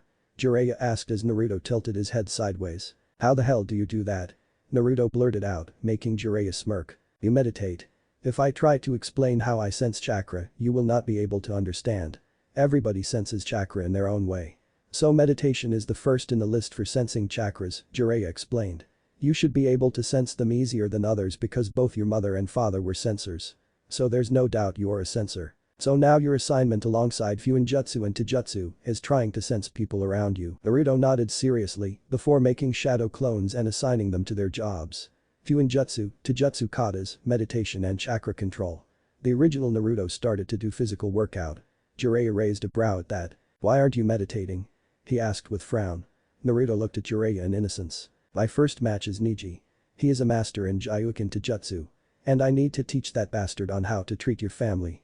You said the Gyuukin is fast, and you get in my guard even at a slower speed. I can focus on sensing later. It will be useless if I don't have any chakra in me, Naruto replied. The second match can be either Sasuke or Gaara. Even in those matches if I don't have speed, I lose. Sasuke has his Sharingan, while Gaara just keeps piling sand on you, he added. Jiraiya had to agree with that. If Sensei had told about Minato earlier, Naruto would have been the strongest genin by now. He admires Minato so much that even his name is enough to push Naruto beyond his limits. At the level he is now, we still have 3 more years. Jiraiya left back a Kage Bunshin like usual to help out while he went to do some research. He would admit proudly that Naruto would surpass him in 3 years because all that he was lacking was experience. He had asked a 3-year trip for that very matter. Soon enough, Jiraiya found a hot spring in a nearby village, 10 minutes of ninja run from where Naruto was training. He kept an eye out for Naruto's chakra, knowing that his chakra often reflected his mood and his huge chakra reserves were unable to sense unless you had Jonin level chakra reserves. He would be nonchalant till Naruto's chakra reflected his determined mood. Taking out a notepad, he started scribbling notes while giggling perversely often. For the first time in the past couple of days, he had been able to do his research for more than an hour. Naruto had popped up quite a few times, finding him unintentionally with his sensing. On the other hand, a blonde's eye twitched seeing a familiar red and green in a tree near the hot springs. She quietly walked over to the perving white-haired male. She patiently tapped on his shoulder. The man brushed off her hand before writing a line. Don't disturb me, brat. Instead of using your clones, you yourself try making seals with your chakra, Jiraiya said before writing again. The blonde rose a brow, her eyes still holding anger. I didn't know you took a student after Minato, Jiraiya, the blonde said calmly. Jiraiya paled hearing the voice, his hands trembling with fear. He shakily turned to the blonde and the snickering raven head behind her. TTS Tsunade. He squeaked in shock, holding his hands up in surrender as he jumped away from where the 2 women were standing. It's not what it looks like. He stuttered out in fear. Tsunade nodded in agreement. Yeah, it's not what it looks like, Tsunade iterated Jiraiya's statement. It's exactly what it looks like, you damn pervert. Tsunade accused in a loud voice. Jiraiya's eyes widened before fear struck in them. Please keep your voice low. The others will hear you, he pleaded. So have you again left your student while you perv around? Tsunade asked accusingly. Jiraiya narrowed his eyes in anger, flaring his chakra. I look after my student, Tsunade. I have looked after all my students and made them into remarkable shinobi. I haven't run away from the village like you did, Jiraiya replied calmly. Tsunade winced knowing she crossed her line by mentioning his students. I am sorry about that. And I didn't run away from the village because I have nothing remaining there, Tsunade retorted making Jiraiya frown. You still had a relative in Konoha. I was not allowed to contact him till now because of the threat to his life. You had no such problems. You could have looked after the boy rather than leaving him out like Sensei did. It's still a miracle that even after the abuse of the villagers, he has managed to retain his sanity. We got a good view of what he could have done if had given in to the Kyuubi's temptations. So where were you? Jiraiya asked harshly making the woman narrow her eyes. Who are you talking about? After Kushina and his son died, who was remaining in Konoha? Tsunade asked in anger as Jiraiya looked at her in shock. What did you say? Jiraiya asked in confusion. There wasn't anybody in that hellhole after Kushina and his son died, Tsunade repeated in irritation. Jiraiya looked at her as if she had grown a second head. Who the fuck told you that Naruto died? Jiraiya blurted out in shock. What do you mean? I meant what I said. Who told you that Naruto died? Tsunade-sama, who is this Naruto you and Jiraiya-sama are talking about? Shizune asked as she readjusted taunton in her grip. His father cannot be spoken so lightly about, his mother too. But, Tsunade-hime knows who Naruto is, Jiraiya responded making Tsunade frown. I had got a letter from Sensei saying that Kushina, Minato and Naruto had died the night of the Kyuubi attack and Minato sealed the Kyuubi away in an orphan, Tsunade stated with a frown. Sensei never told me such, rather I was knocking on his door demanding to see Naruto 3 days after the attack. Why would he write you such a letter? And Minato sealed the Kyuubi in his own son, Jiraiya explained shocking Tsunade. You mean he is alive? Naruto didn't die that night? She asked as Jiraiya nodded irritated. Before he could say something else, a blonde announced his unflashy arrival as he crashed face first into the ground. Ouch. Too much chakra. He mumbled before looking between Tsunade, Shizune and Jiraiya. Who are you, Bachan? Naruto blurted out before turning to Jiraiya. You know her Hirosenin. I told you to stop calling me that, Jiraiya shouted in anger. Naruto pointed a hand at the hot springs. When you are perving around, I will call you Hirosenin, not Jiraiya-sensei, Naruto pointed out humorously. Tsunade and Shizune gaped at the blonde in shock. The grown spiky hair and the two bangs framing his face from underneath the hit eye 8, she could have sworn it was Minato, if not for the whisker marks and the boy's age. Naruto? Tsunade asked in shock as the boy looked at her cautiously. How do you know me? He asked, narrowing his eyes. Jiraiya gave her an iMessage, telling that he would handle it. Naruto, she didn't knew that you were alive until we talked now. Somebody had sent a letter from Konoha saying that you were dead, Jiraiya explained, making Naruto frown. Okay, you want to add something, Hirosenin? Naruto asked, making Jiraiya shake his head in exasperation. Lying was no use to Naruto. Yeah, she is your maternal aunt and your godmother too, Jiraiya added, making Naruto's jaw clench, but receded his anger. Why didn't she try to hope that I could be alive? Or return to Konoha? Isn't that her village?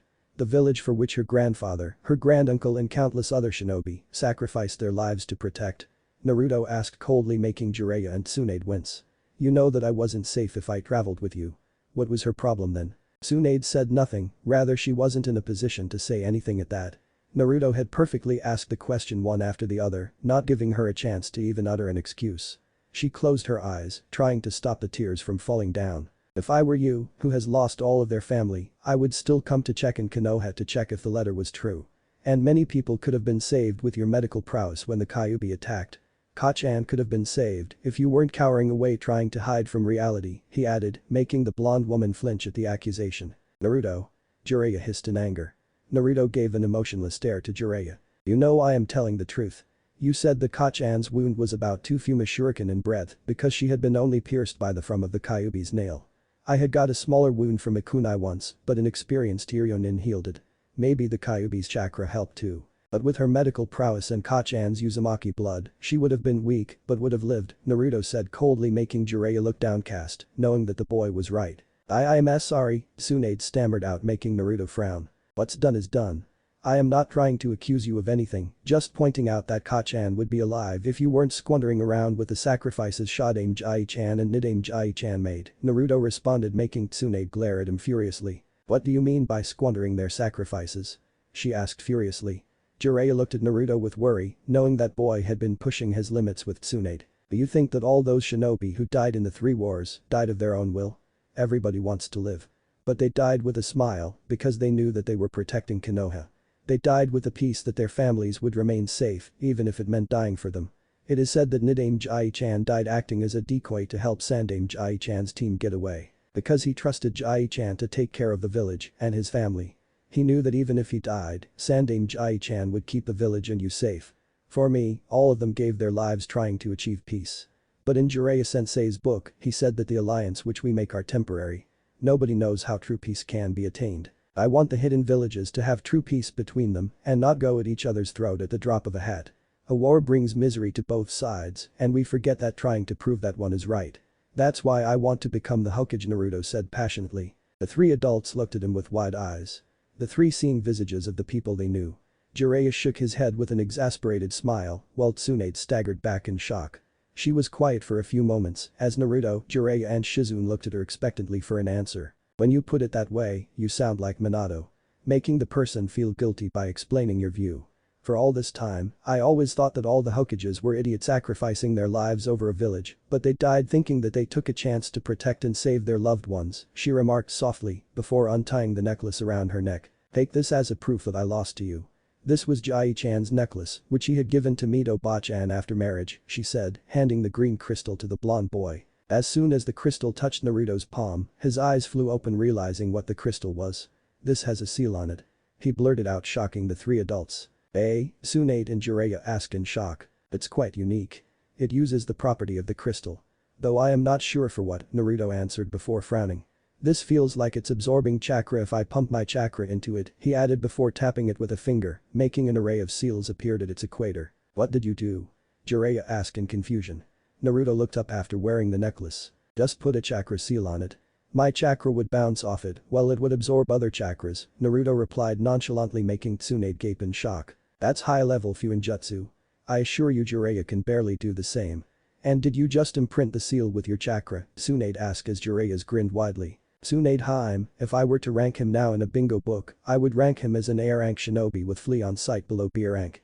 And you finally pulled off where you were stuck. So how did you do it? Jiraiya asked eagerly. Naruto craned his sideways before shrugging. I am not sure. I just imagined my chakra taking the shape of the seal, he answered, making Jiraiya fall flat on his face. Even Minato had said the exact same words. How am I supposed to complete level 8 book like this? Jiraiya screamed. By understanding it yourself, Tsunade remarked dryly. So why are you traveling around with this pervert?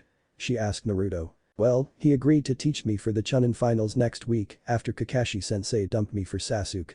So, we hit the road when Iro-Sennin suggested that it would be fun traveling and training, Naruto answered with excitement. It was actually fun. Didn't I tell you to stop calling me that? Jiraiya asked in anger. Naruto coughed in his hand. Because you are peeping at a hot spring again. Gathering writing material for the filth which should be burned because throwing it into trash would defile the garbage, Naruto responded, making Tsunade snort in laughter, while Jiraiya looked at him dumbfoundedly. Minato had said the same when he had read the first page of his first issue, Tsunade stated, making Jiraiya look depressed. You don't understand. My books are an art. He said loudly. Filth, Naruto remarked. Smut, Shizune added. Badly written smut, Tsunade corrected before realizing her slip. Ha. I knew it. You read my bow, Jiraiya stopped, seeing Tsunade looming over him with glinting eyes. Say one word more and I will pummel you, Tsunade warned as Naruto, Jiraiya and Shizune nodded fearfully. So, how did sensei allow you to take him for a trip in between Chunin exams? Jiraiya's eyes lit up with amusement. I made Naruto write a vague note, making it look like he has been bribed and gotten kidnapped. This isn't funny, Jiraiya. Tsunade scolded. Hey. At least I pointed out a flaw in Konoha's security. And also, I escaped because I blurted out about Minato to Naruto. He had been thinking that his father was some kind of criminal because sensei always dodged his questions, Jiraiya replied before looking at Naruto, who had been staring ahead blankly. Hey. Naruto. What's going on? He asked with a frown. Naruto looked at him blankly before a smirk rose up his face. I am going ahead, sensei. I just remembered something. He said before disappearing in a shunshin. It was 2 days before the finals when the party of 4 arrived at the gates of Konoha. Jiraiya glanced at Tsunade, inspecting her reaction. How does it feel to be back again, Tsunade Haim? Jiraiya asked. Tsunade looked at him with a raised brow. What do you want me to feel? I just feel happy to be home, Tsunade replied before turning to Naruto. Boy, I can't wait to see their reactions after seeing you.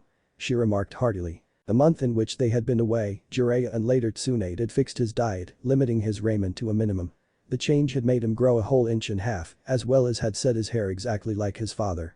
Jiraiya had once made Naruto henge into a grey jacket and dark brown pants, imitating Minato from his genin days. Right now, he looked like a younger version of Minato in his early Chunin or late genin days, just with his whisker marks. Jiraiya and Tsunade maintained a poker face as they stopped at the gate checkpoint. The two garnered the attention of the conversing guards, scowling at them for their negligence. Jiraiya-sama. Tsunade-sama. Are you here for the Chunin exam finals? Izumo asked eagerly. The two laughed heartily at the question. Nah. I am returning back with my apprentice, Tsunade replied, making the two Chunins openly gape and nod. The two looked at Jiraiya, knowing that man rarely visited Konoha without work. I am just here for the finals. After all, my apprentice is participating too, Jiraiya responded, jerking a thumb in the blonde boy's direction. Izumo, I am seeing a ghost, Katetsu murmured, spotting the Jinchuriki.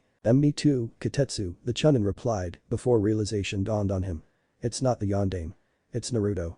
He exclaimed as Katetsu spotted the whiskers hidden by blonde bangs. It's almost like Naruto is, Izumo trailed off, seeing the smug faces of the two Sannin.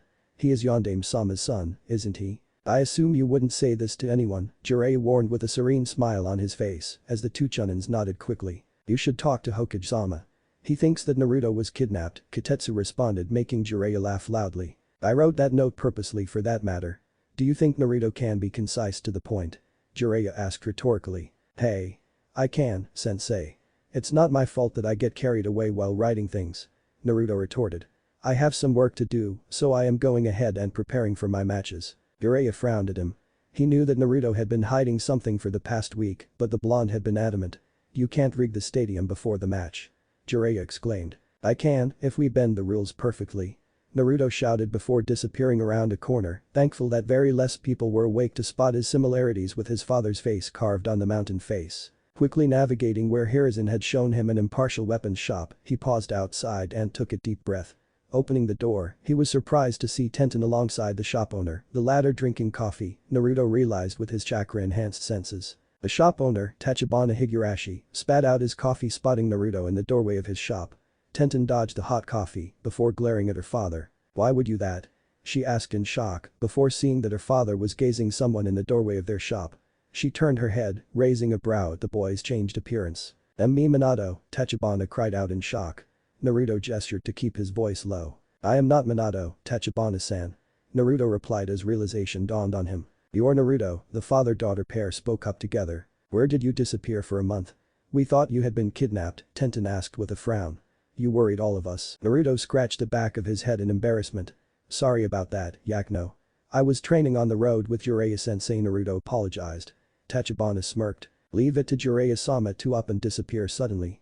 Only that person can come and go from Konoha without a trace if he wants," Tachibana remarked as Tenten gaped. "You were taught by Jiraiya of the Sannin?"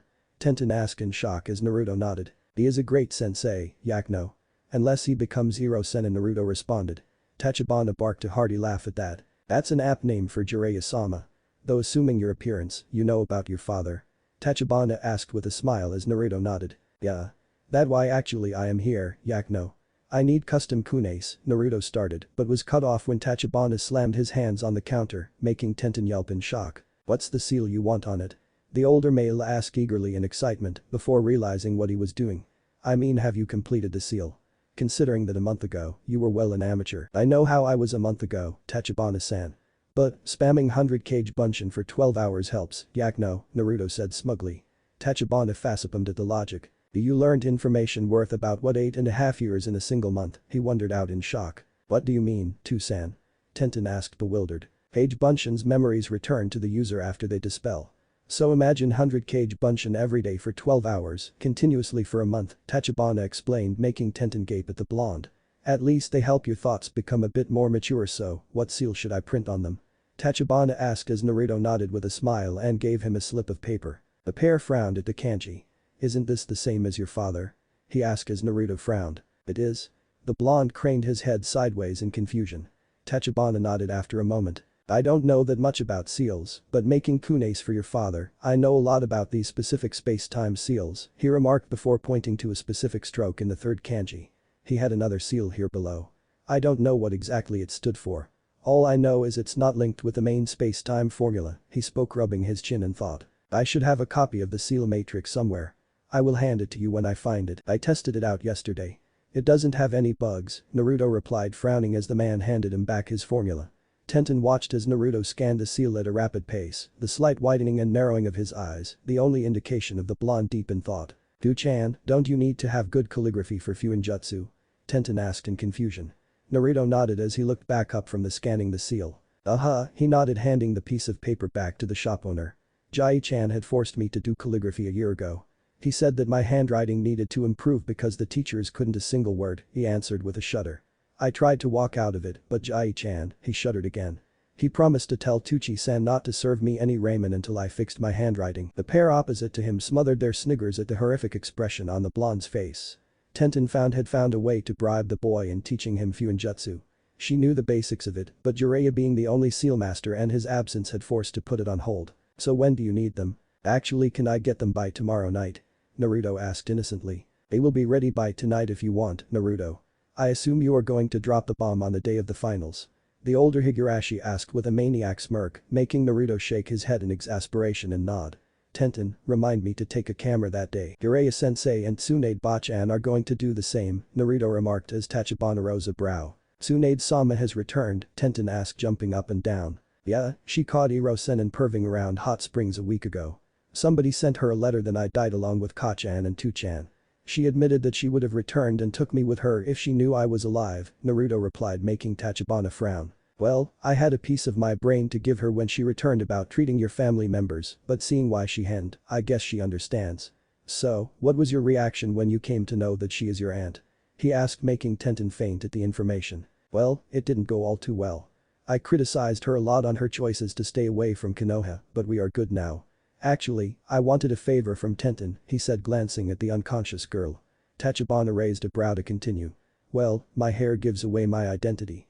So, Bachan wanted to put my hair in a bow, but she doesn't know how to tie such relatively short hair. So I wanted to ask if Tenten could do that. Why not ask your teammate?" "Well, I am not exactly on good terms with Sakura and Ino. Hinata faints a lot for some reason. I guess she is sick. I should ask Bachan to look her over, Naruto answered, making Tachibana release an exasperated sigh. Well, Tenten in out of commission, for the time being. I will send her for you when she comes by. Still look around if you can find someone. I am not sure if Tenten can do what you are asking for. Her hair has always been long. And remove your hit I-8. That would lessen the chances of someone recognizing you until you wanted to be out, Tachibana replied. Thank you for the help, Tachibana-san. Naruto exclaimed before bolting out from the shop. Seeing that it was barely past 7 and majority of the people would be resting for the big day 2 days later, he made his way to Ichiraku. Naruto. You finally came around. Here we were thinking that you really got kidnapped. Tucci exclaimed from the counter as he recognized Naruto. The blonde took a seat before laughing. Everybody thinks that Jiraiya-sensei kidnapped me, he wheezed out between laughs. There was grumbling from a grumpy and still sleepy AM. I told you it was Jiraiya-sensei's work. Now pay up. Tucci exclaimed. Jiraiya-sensei taught you? Naruto wondered out in shock as Tucci put the noodles in boiling water. Yeah. I went to learn Fuinjutsu but quit because of the difficulty, Tucci answered, making Naruto frown. Fuinjutsu isn't that hard, Asen. Naruto remarked, making the old man frown. It comes easily to you, Uzumaki, brat. There used be a few jokes back in the days of the Second War. Fuinjutsu runs in the veins of the Uzumaki, Tucci replied dryly, remembering the agony he had went learning Fuinjutsu. Readying the bowl, he handed it to the blonde. Sensei had mentioned that, Naruto muttered before taking a bite from his ramen. It feels good to eat from here again. He remarked before wolfing down his bowl. He smiled widely at the clean bowl before giving the money to Tucci. Only a single bowl? Tucci asked as Naruto shuddered. Tsunade Bachan would beat me into a pulp. She allows only a single ramen bowl a day, Naruto answered. Seeing no reaction on Tsunade's mention, he assumed that he had spotted her earlier. One salty ramen, a female voice sounded from Naruto's right. He rose a brow recognizing the girl before his eyes lit up in happiness. You have short hair. He suddenly exclaimed, making the girl glare at him. The girl threateningly held her war fan over her shoulder. What's that supposed to mean? She asked in a low voice. Naruto shook his head rapidly in denial. I didn't mean anything bad. It's just that Bachan does not know to tie up short hair like mine, and the only girl I can think of asking for help is sleeping. I want to tie my hair up before anybody sees me like this, Naruto explained, making Temari frown. You look great with your hair like this, Temari retorted. Oju-chan, do as he says. Because if anybody spots him like this, the riots would disrupt the Chunin exam finals, Tucci warned from the kitchen. That bad? Temari asked. Best case scenario, Naruto, Tucci and AM answered in unison. Very bad, she corrected herself. That would flop Tusama's plan. I guess I have no choice, she thought as stood behind Naruto. She gathered his spiky hair, using her hands like a comb. His hair is surprisingly soft at appearance. It smells like lemon. It smells like basil too, she thought absent-mindedly, before gaining a tint of red on her cheeks. Stop thinking like that, she scolded herself. Satisfied with the hair arrangement, she tied his hair with a bow. They're done, she remarked, applying the final knot. Naruto looked at a nearby glass before smiling widely.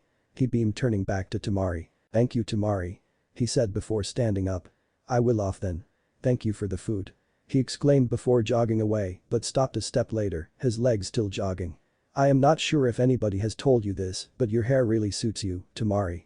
He remarked before dashing off. The girl's face turned red at the compliment. Sure, she had been told that many times, but the boys always made that comment in an attempt to flirt with her. Nobody had said like this out of the blue since her mother passed away. She was brought out of her shock by Tucci's chuckling. Don't blame him. He has no idea of what he should say when speaking with girls. That poor Hyuga girl crushes on him, but he doesn't have an idea about that, Tucci spoke up, pushing her ramen in front of her. I haven't seen him this happy ever. I guess Jiraiya-sensei did the right thing to take him away without informing anybody, he stated offhandedly. Jiraiya is one of the Sannin? Temari asked as Tucci nodded. Orochimaru had said that Jiraiya had a bad habit of popping up at places where he shouldn't be. And it is said that he trained the Yondaime, Temari thought with a frown. But at least his expression is better and genuine, she thought with happiness. Hiruzen could have sworn his wrinkles grew since Naruto disappeared. Even after searching up and down across the elemental nations, they had turned up dry. And Jiraiya wasn't being found too. Hummin, Hiruzen commanded tiredly, hearing a knock on the door. Without taking his eyes off the paper, he asked the next question.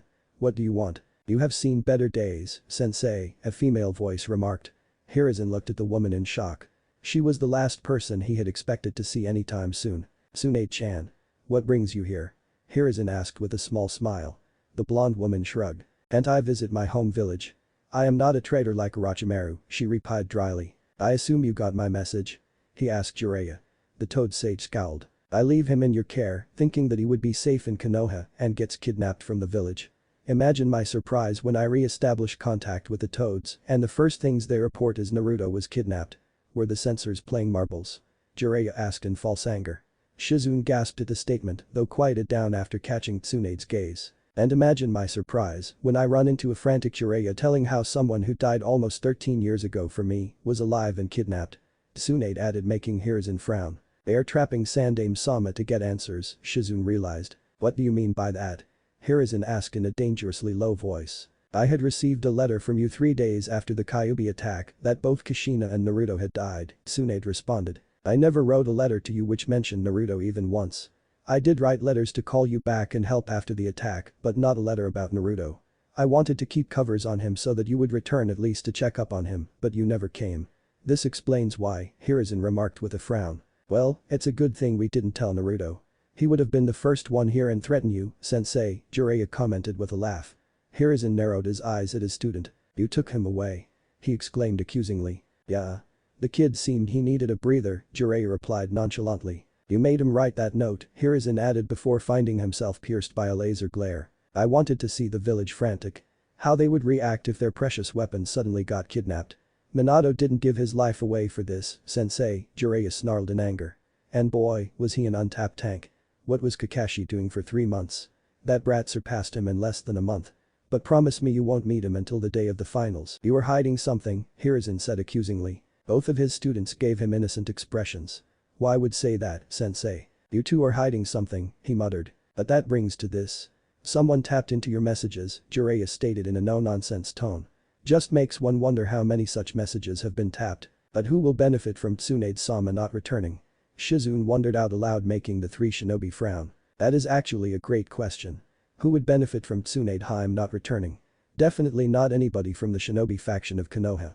The civilian council would greedily agree because they get the best medication. After all this, it only leaves out 3 people. Mitsukato Himura, Utatane Kaharu and Shimura Danzo, Jiraiya commented with a scowl. Why are you still keeping that bastard around, sensei? You know what he did, sensei. You should have killed him that day itself. Jiraiya exclaimed in anger. I know, but he has stolen Shisui Sharingan. You know it, Graveness. And I knew you had taken Naruto away. He is the wild card against Danzo. Kodomatsukami doesn't work on Jinchurika's, Hiruzen replied, revealing that he indeed was under that Jinjutsu's influence. I am a sage. Jinjutsu doesn't work in sage mode, Jiraiya huffed out, making Hiruzen chuckle at the childish retort. Temari had returned from Ichiraku's the next day in the morning to face a furious Baki and a cowering Kankuro. She rose a brow at the pair before finding herself pinned by Baki's glare. I had asked the 2 of you to keep an eye out for Gaara. We don't know what he will do. Baki scolded the 2 before frowning at Temari. And where are you disappearing every day in the morning? He asked her. I went to have some ramen. Those Ichiraku guys serve some good dishes, Temari replied with a shrug. Baki looked at the girl bewildered. You have been having ramen for breakfast? For a month? He asked, shocked. Well, I eat only once a day and a single bowl. I don't have a diet of ramen like Naruto, Temari responded, making Kankuro frown. Who is this Naruto? Kankuro asked, narrowing his eyes. Temari facepalmed. The boy Baki-sensei asked me to spy on, Temari answered. That aside, where is Gaara? Baki asked angrily. Kankuro and Temari realized that their cold sadistic brother was on the loose in a foreign village. The 2 scampered out of the room, hoping that Gaara hadn't lost control of himself. You're troublesome, you know that. Shikamaru asked with a lazy smirk as he spotted Naruto going towards the hospital. The blonde looked at him with a smile and noticed the basket of fruits in his hand. Well, Jiraiya-sensei took me on a training trip. You are on a diet? He asked, pointing to the basket. Shikamaru shrugged. Joji. He was admitted here yesterday for indigestion. So, Jiraiya as in one of the Sannin? He asked as the pair entered the hospital. Yeah. Godfather Naruto replied, making the pineapple-haired boy shake his head in exasperation. In which room is Rock Lee being taken care of? He asked the receptionist. The woman looked in confusion at the 2 pineapple-haired kids, one blonde while the other raven. A quick look over on the blonde one made her realize who the boy was. It's great to see you back again, Naruto-kun. Where had you disappeared for a month? And your friend Lee is in room 324, the receptionist answered with a small smile. Naruto nodded before dragging Shikamaru with him. You didn't have to pull away from her like that, Shikamaru reprimanded. Naruto scowled back at him. I don't trust her. She has stopped me many times from entering the hospital from getting treated, Naruto retorted, making Shikamaru wince knowing exactly why. They stopped in front of the room, spotting Sakura come with a bunch of flowers. The duo of boys assumed that it was for Lee. Naruto waved his hand to garner Sakura's attention. "Hey Sakura. Are you here to check on Lee?" Naruto questioned with a smile. The other two noted the omission of the Chan honorific. Sakura wasn't sure what to say about Naruto's changed appearance. She had to admit he looked great in the Konoha standard uniform, burnt orange flak jacket, and his hair tied up like Shikamaru's. "Hi," she sounded it like a question, not sure how to greet a boy who had suddenly upped and disappeared for a month. "I am not pulverizing you, because we are in a hospital, Baka. Don't make us worry like that again." Naruto smiled widely at the threat before pushing open the door. "I was with Jiraiya-sensei," Naruto replied, making Sakura exactly wonder who Jiraiya was. Definitely not Jiraiya of the Sannin, because someone like him wouldn't take in an idiot like Naruto, but someone like her Sasuke-kun. Sakura quickly changed the flowers and stood opposite to Naruto and Shikamaru across Lee's bed. Shikamaru placed a basket of fruit on Lee's side table. Sakura looked sadly at Lee. He hasn't woken up since the fight. The doctor said that his career as a ninja is over. The only one who can heal him is Tsunade of the Sannin, but no one knows where she is, Sakura informed Naruto of the developments. Ba-chan and Jiraiya-sensei should in Jai-chan's office. I had some urgent work with Tachibana-san, so I parted ways with them, Naruto commented. Assuming she hasn't gone to a bar, she should still be in the office. Ba-chan. The other two wondered out in shock. Naruto looked at the pair confused before rubbing the back of his head in embarrassment. "I called Tsunade of the Sannin, Ba-chan," Naruto clarified, making Sakura scowl. "Show some respect at Tsunade-sama, Naruto." Sakura screamed furiously. The previous Naruto wouldn't have done this, but he pinned the pink-haired girl with a glare and flared his chakra, crushing Shikamaru, along with Sakura. "I knew he had a lot of chakra, but this amount is ridiculous. And I know this is his own chakra and not the Kyuubi's. It is troublesome to be a Jinchuriki, but if you get so much chakra, I don't see any problem in becoming one." Shikamaru thought the last part in envy. Sakura was paralyzed in fear, the same as against Zabuza and Orochimaru.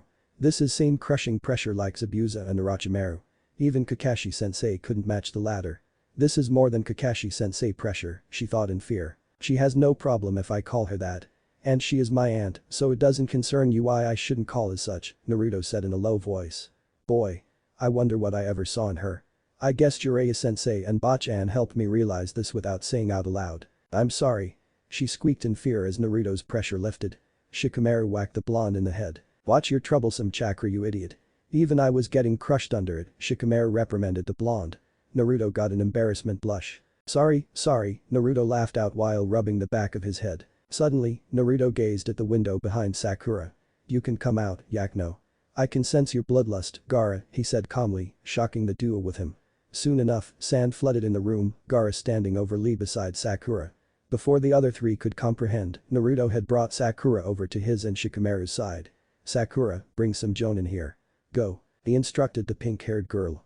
She instantly bolted out of the room in fear. Shikamaru instantly paralyzed Gaara in his shadow possession jutsu, but wasn't quickly enough to stop his sand from encircling Lee's vital points. "What are you doing here, Gaara?" Naruto asked in a threatening voice. "What were you trying to do to bushy brows?" "I was trying to kill him," Gaara replied emotionlessly. Shikamaru looked in shock at the Riti's audacity. How can he be so calm when saying that? How can he be so calm when paralyzed with shadow possession jutsu? Shikamaru thought between fear and shock. Why would you try something like that? You beat him in a match, right? Do you some personal grudge against him? It's nothing like that. I just wanted to kill him, that's it, Gaara responded. I can sense a Biju inside him. It's that same kind of hatred which I feel from the Kyuubi, but this has glee and deviousness mixed into it. Oi. Oh I. Why am I able to sense emotions? I can feel Shikamaru's fear, Gaara's own coldness, as well as Sakura's fear downstairs, Naruto thought in shock. How can you say something so selfish, you bastard? Why are you so selfish? You had a lousy upbringing, didn't you? Shikamaru asked in shock. This guy is giving me chills. If you get in my way, I'll kill both too, Gaara threatened emotionlessly. Naruto held his hands up in surrender, shocking Shikamaru. You are free to try that, you bastard, he retorted with a wide smirk. Boy. Naruto. Shikamaru exclaimed in shock. Let's try with a bluff.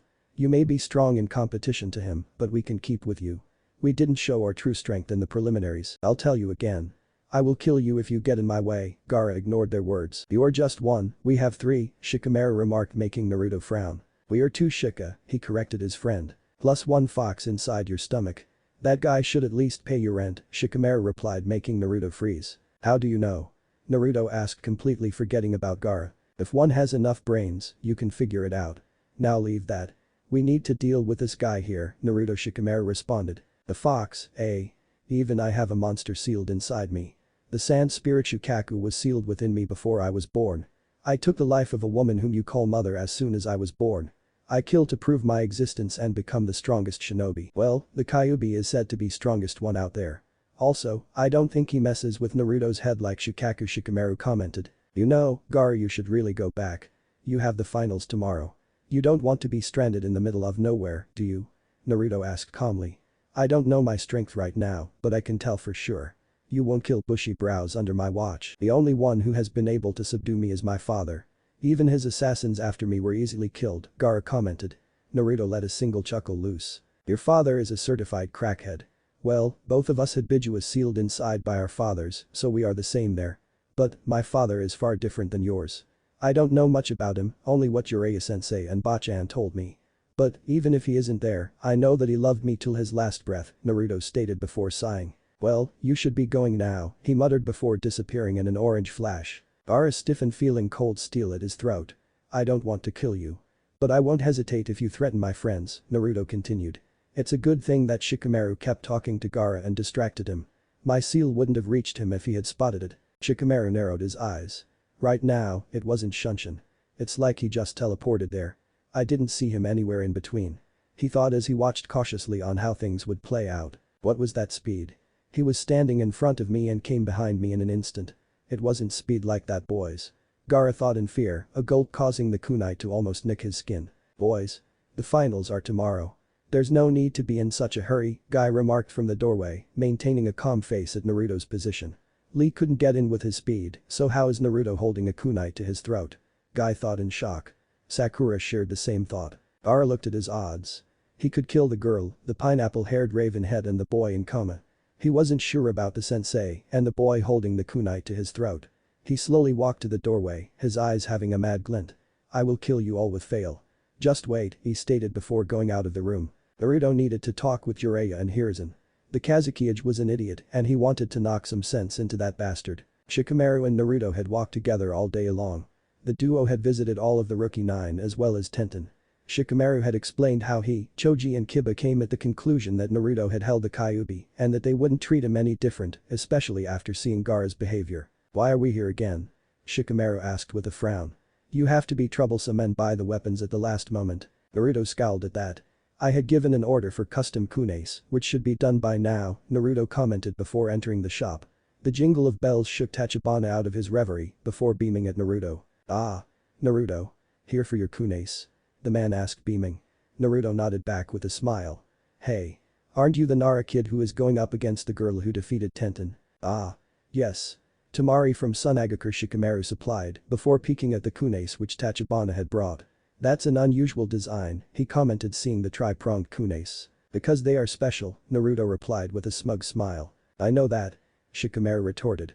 So, are this your troublesome secret weapons? Shikamaru-kun, you will know tomorrow. I have packed a camera and a spare too if something happened to it, Tachibana said, making Naruto sweat drop. You are going overboard, Tachibana-san, Naruto murmured in embarrassment. I am completely confused, Shikamaru remarked looking between the other two males. The Higurashi laughed heartily. All in due time, Shikamaru-kun. But if what Tenten said was right, Neji is digging his own grave right now, Tachibana muttered, making Shikamaru raise a brow. What I mean is, the move Neji is trying as practice is as good as suicide against Naruto right now. Shikamaru just nodded before dragging Naruto out. I know you are hiding something big, Shikamaru hissed. Naruto nodded. Well, I didn't want riots in Konoha, so tomorrow I will reveal the secret, Naruto replied. Now let's get some ramen. He exclaimed happily. Well, he is still the ramen-loving idiot, Shikamaru thought with a smile. His brows reached his hairline seeing his opponent at the ramen stand arriving after them. He took a seat far from her, deeming her to be too troublesome. Temari. It's great to see you. Naruto greeted his fellow blonde with a smile. Shikamaru rose a brow at the familiarity present between the pair. You really helped me with tying my hair up. Shikamaru spit out his ramen in shock. He coughed a bit before Am gave him some water. Alright. He didn't see this coming. Seeing the red tint on Temari's cheeks, Shikamaru had an urge to fassip him. Great, another girl smitten after Naruto, and boy is still as dense as ever. So, I never caught why you wanted to tie your hair up, Temari suddenly remarked. Naruto just smiled innocently. If I know Jiraiya-sensei, he has already gone and done that. You will come to know tomorrow during the finals, Naruto replied, making Temari frown. She huffed before eating her freshly served ramen. His face then turned serious. Temari, you are Gaara's elder sister, right? Naruto asked as Temari nodded, not happy where this was going. Your father is a crackhead nut job, you know that. Shikamaru this time choked on the water at Naruto's audacity, Temari too gaping at the blonde. What's that supposed to mean? Temari asked in shock. Well, Shika and I had a little altercation with Gaara and you had a kunai at Gaara's neck, Shikamaru butted in. And Gaara was about to kill Lee. Temari felt like smacking her head on the table at her brother's idiocy. Yeah, as I said, a little altercation. Is your father on some high to send assassins after his own son? Naruto asked with a scowl. Shikamaru could swear that Naruto would get himself killed because of his audacity. Trash talking is one thing, but insulting on one face, you had to have guts. Temari for the first time actually pondered on that. Though she had to commend the blonde's audacity to actually tell such about her father in front of her. Who knows, Temari replied. Naruto nodded as if it was nothing out of the ordinary. Shikamaru seriously doubted the sanity of the blondes beside him. Troublesome blondes, he muttered under his breath, making Am snigger from across him. He rose a brow as Naruto laid out a scroll on the table before unsealing some tags from a storage seal out of the many seals on that scroll. Shikamaru decided he didn't want to know what they exactly held. Ever. Naruto handed those tags to Temari with a smile. These are chakra suppression tags, meant to work against Bijuu chakra. They can suppress up to 4 tails of chakra, Naruto remarked.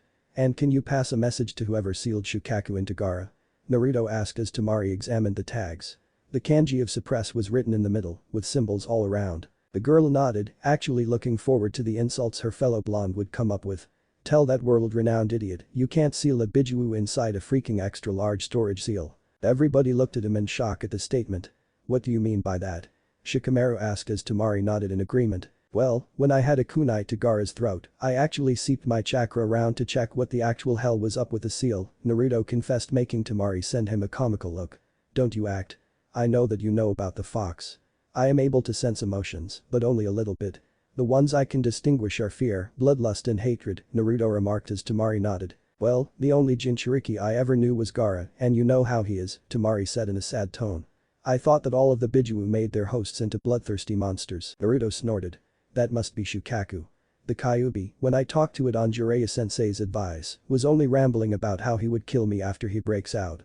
Well, I know the chances are less, because my Haki Fuin has a key, and it's with the toads. So, when I checked Gaara's seal, it was just an extra-large storage seal made by combining 3 normal storage seals at specific intervals in his chakra system. The seal should only be anchored to one point. Mine and my belly's tenketsu. Gaara's is at a tenketsu of his belly, as well as his heart and below the back of his neck. No wonder Shukaku has been manipulating directly connected to his nerves and having 3 anchor points, Naruto explained as everybody dumbly nodded. Tucci understood the seal part, but not the tenketsu. So, in simple words, the one who did the seal was an amateur? Shikamaru asked as Naruto and Tucci nodded. Temari rose a brow at the blonde's breakdown of the seal. If it was true, she was going to have some words with Shio. Thank you, Temari said with a bow, tears visible around the edges of her eyes. I did nothing. After tomorrow's finals, you go to Jiraiya-sensei. He will surely design a seal that will suit Gaara and Shukaku, Naruto replied. Temari gave a small nod. Everybody in Konoha is so warm-hearted. The Hokage, a Jinchuriki who has suffered as bad as Gaara but still haven't lost hope. Would Gaara have turned out different if Tsunade was more better of a father to him? Temari thought distantly. She looked at the blonde who was waving his hand in front of her face. What? She snapped in a harsh tone before wincing at how she sounded. Sorry, it's nothing. I asked you 3 times about what you wanted to become, Yakuno. Like some Kazukiage or so, Naruto said, cocking his head sideways. Cute. Temari thought absent-mindedly. Well, I have never thought about it because my father is the Kazukiage and I have been always hailed as a prodigy in battle fan handling, Temari replied before averting her face and eating her own dish to hide her blush. What made me think he was cute? I mean, he did erg. Alright, something is definitely wrong with me. Yeah, you did some number on Tenten in the preliminaries. Well, it's a good thing that I have friend in Suna higher circle. After I become the Hokage, I will at least know someone with whom I can trying to bring real peace in the elemental nations, Naruto remarked, making Temari frown. Real peace? What do you mean by that? Temari asked as she pushed back her finished bowl. Well, Jiraiya-sensei says that the alliance we have right now are just for namesake. Every village is itching to declare war on a drop of a hat. Peace cannot be achieved if we just keep doubting each other. I want to become the Hokage to bring peace to the elemental nations. I can say that there are selfish intentions behind it because I don't want any kid to go through what Gaara and I have experienced. Even for the Bijuus. For years, I had thought of Konoha as a prison until I met Iruka-sensei. I hated being caged. Why can't the Bijuus hate us for imprisoning them? If there is peace, no Jinchuricus will be created and the Bijuus will be free. It's a win-win for everybody, Naruto said passionately. Temari and Am were unsure what to say, while Tucci gave a proud smile. Shikamaru chuckled before laughing loudly. You know Naruto, I have never admitted this to anyone, but for some reason, you make me follow you. It's troublesome to know that I have to work hard in the next few years. I want to be there to help you when the time comes, Shikamaru stated with a wide smile. Seriously, you are troublesome. Who are these people really? They just want to coexist in peace. Orochimaru told us that Konoha's shinobi are just a bunch of idiots, and I agree with him. They are idiots who work hard just for the sake of maintain peace. Temari thought bewildered. Will you change your goals tomorrow? Or will you still strive for peace knowing that one of your friends has betrayed you? Just don't die tomorrow, Uzumaki Naruto. The stadium was abuzz, the crowd murmuring to each other about that day's matches. Especially, Hyuga Neji against Uzumaki Naruto and Uchiha Sasuke against Gaara. Well, the first one was because the Hyuga prodigy going against a village outcast and the other because of the last loyal Uchiha against Tsunade's Jinchuriki. Temari looked worriedly at the clock. 3 minutes before start and there was still no sign of the blonde she met the previous evening. She had an unbridled urge to wipe the smirk off that Hyuga's cocky face. The Naruto she had come to know wasn't anything like she had seen in the preliminaries. The month away had changed him and her opinion of his. Her stomach churned as the clock struck at 30 seconds less and still there wasn't a sign of the blonde. Shikamaru noticed her worry. He is Naruto. He will definitely come. I assume that he overslept or didn't sleep because he was excited, Shikamaru murmured. Temari nodded slightly, trying to believe the boy. Kankuro's ears didn't miss the conversation. Genma left an exasperated sigh. That brat's match was first and there was still no sign of him. Even with freaking 10 seconds remaining before he got disqualified. Naruto was nowhere in sight. He sighed. Let's wait for another 5 minutes. If Uzumaki Naruto isn't here by then, Hyuga Neji is the winner of the first round, he announced, causing murmur among the crowd, all scorning the Jinchuriki. Kiba's fists curled up in anger as he heard comments passing around the crowd. Hinata sensed his anger, putting a hand over his shoulder to try and calm him down. He sighed realizing that he had gotten too worked up. Sorry for that, he muttered. A duo was brought out by a cold voice from behind them. You shouldn't leak killing intent around like that, boy, the voice remarked, making Hinata wince. Kusama, Hanabi-chan, Hinata greeted nervously. There was a sudden crack of laughter behind them, making the five look at the source. What looked like a grown-up male version of Tenten was cackling, with an embarrassed Tenten beside him. Is something wrong? Hiashi asked coldly. Tachibana shook his head. Just the irony. The repeat of the same incident of the Chunin exams in our generation, Tachibana replied, making everybody look at him in confusion. Kiba glared at the man, thinking he was thinking something bad about Naruto. Naruto isn't like you all think. Kiba was cut off by Tachibana. Brat. I ain't talking about him. What I am saying is, Neji lost the moment Naruto came and gave me the order for his new weapons. Neji can never win against Naruto. Not at least until that brat learns humility, Tachibana commented, making Hiashi glared heatedly. We will see who wins, Tachibana-san, Hiashi responded coldly. Tachibana shook his head, his eyes gleaming with mirth. Well, you seem to be too confident about him. I know what Naruto is planning to do. I want a picture of your shocked face when Naruto uses it, Tachibana replied, shaking the camera in his hand. Everybody else gaped at the audacity of the man. Hiashi rose a brow at the challenge. If that Uzumaki loses, you will write a letter of apology addressed to Neji, the Hyuga clan and me, as well as other compensations for making unsavory comments about the Hyuga, Hiashi replied coldly while narrowing his eyes. Tachibana shrugged. I don't care about that, the man replied, making Hiashi frown. Hiashi guided Hanabi 2 seats to Tachibana's left while he took the seat between them. Naruto's audacity and idiocy has rubbed off my old man. And that idiot is nowhere in sight, Tenten thought in frustration. Genma sighed before smirking at the worried look on Temari's face. He shook his head. The boy still nowhere in sight. 3 minutes had already passed in the extended time. Neji smiled cockily at Genma. You should already declare the outcome, Genma-san. He has probably realized that he was fated to lose and ran away. And it was fated that I would win, he remarked coldly. Temari knuckles cracked, making Kankuro inch away from her, while Genma and Shikamaru smirked. The latter put a hand on her shoulder to calm her down. Temari has come pretty close to that pineapple and that idiot blonde. Is she working with the Konoha ninjas? Kankuro thought, narrowing his eyes at her sister. Stop being a troublesome douchebag, Neji. Considering Naruto, that idiot has overslept, Shikamaru responded. Shino nodded in agreement at that conclusion. That sounds very Naruto-like, Shino commented. Genma shook his head, remembering a certain Ritide's tendencies. Suddenly there was a puff of smoke near them before a blonde with his hair tied up like the Nara's standard Konoha uniform and a burnt orange flak jacket. He rubbed his head in embarrassment, knowing he was late. Ah. Sorry about that. I had forgotten that the exam started at 9. I assumed it was at 10 until Naruto shivered at the way he was woken up. I would rather not speak about that. I may need a place to stay until my home's wall is repaired. The others unanimously decided they didn't want to know. I was wondering when you would turn up, Naruto. You were almost disqualified, Genma warned as the blonde nodded, knowing the Jonin was right. The other participants, please go to the competitors' box, other than Hyuga, Neji and Uzumaki Naruto, he instructed as the genin shuffled back to the box, leaving only a lone Jonin, an uninterested genin and a cocky genin. Are Hyuga, Neji and Uzumaki Naruto ready? Genma asked as he chewed on his senbon. Up in the cage box, Tsunade entered huffing, Jiraiya cowering away at a distance. The Kazuki scowled under his veil seeing the pair, while Hiruzen raised a brow. Your genin seems to have a bad understanding about the essence of time, Rasa commented seeing Naruto enter the arena so late. He thought the exams were an hour later. Tsunade commented, exasperated. That sounds like him, Hiruzen muttered under his breath before gazing as Genma put his hand down as a signal to start the match. He gasped seeing the kata Naruto had taken. He glanced at Jiraiya but said nothing. On the other end in the stands, Guy leaned forward and gripped in steel railings tightly in shock, a gasp escaping his lips. That can't be, he mumbled, making Asuma and Kurenai frown. What happened, Guy? Asuma asked as he took in a drag of smoke. Guy pointed to Naruto's stance as Sakura, Ino and Choji looked at their sensei in interest. That stance there is unique. If I think what it is, Neji is equally matched in Taijutsu with Naruto, Guy answered, his eyes still wide in shock. Down in the arena, Naruto yawned, dropping his stance for an instant. Neji scowled at his laid-back nature. Fate has decreed me to be the winner. You should forfeit, Neji spoke up loudly. Naruto turned his head sideways with an innocent expression. I'm sorry. I was woken up in a rough manner, so I am still sleepy. So, what did you say?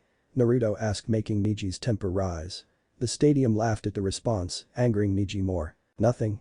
I will show you why fate has decreed me as the winner of this match, Neji remarked before rushing forward in a burst of speed, aiming a strike at Naruto's heart. His speed has increased, Naruto noted as he pushed away the strike with his right palm, re-aiming it downwards on his left. Neji's balance became uneven at the counter, not expecting it. Naruto quickly brought up his left fist, which was directly in front of Neji's stomach, sending the Hyuga prodigy staggering back. So you have learned a few tricks, eh? But still you aren't going to win today.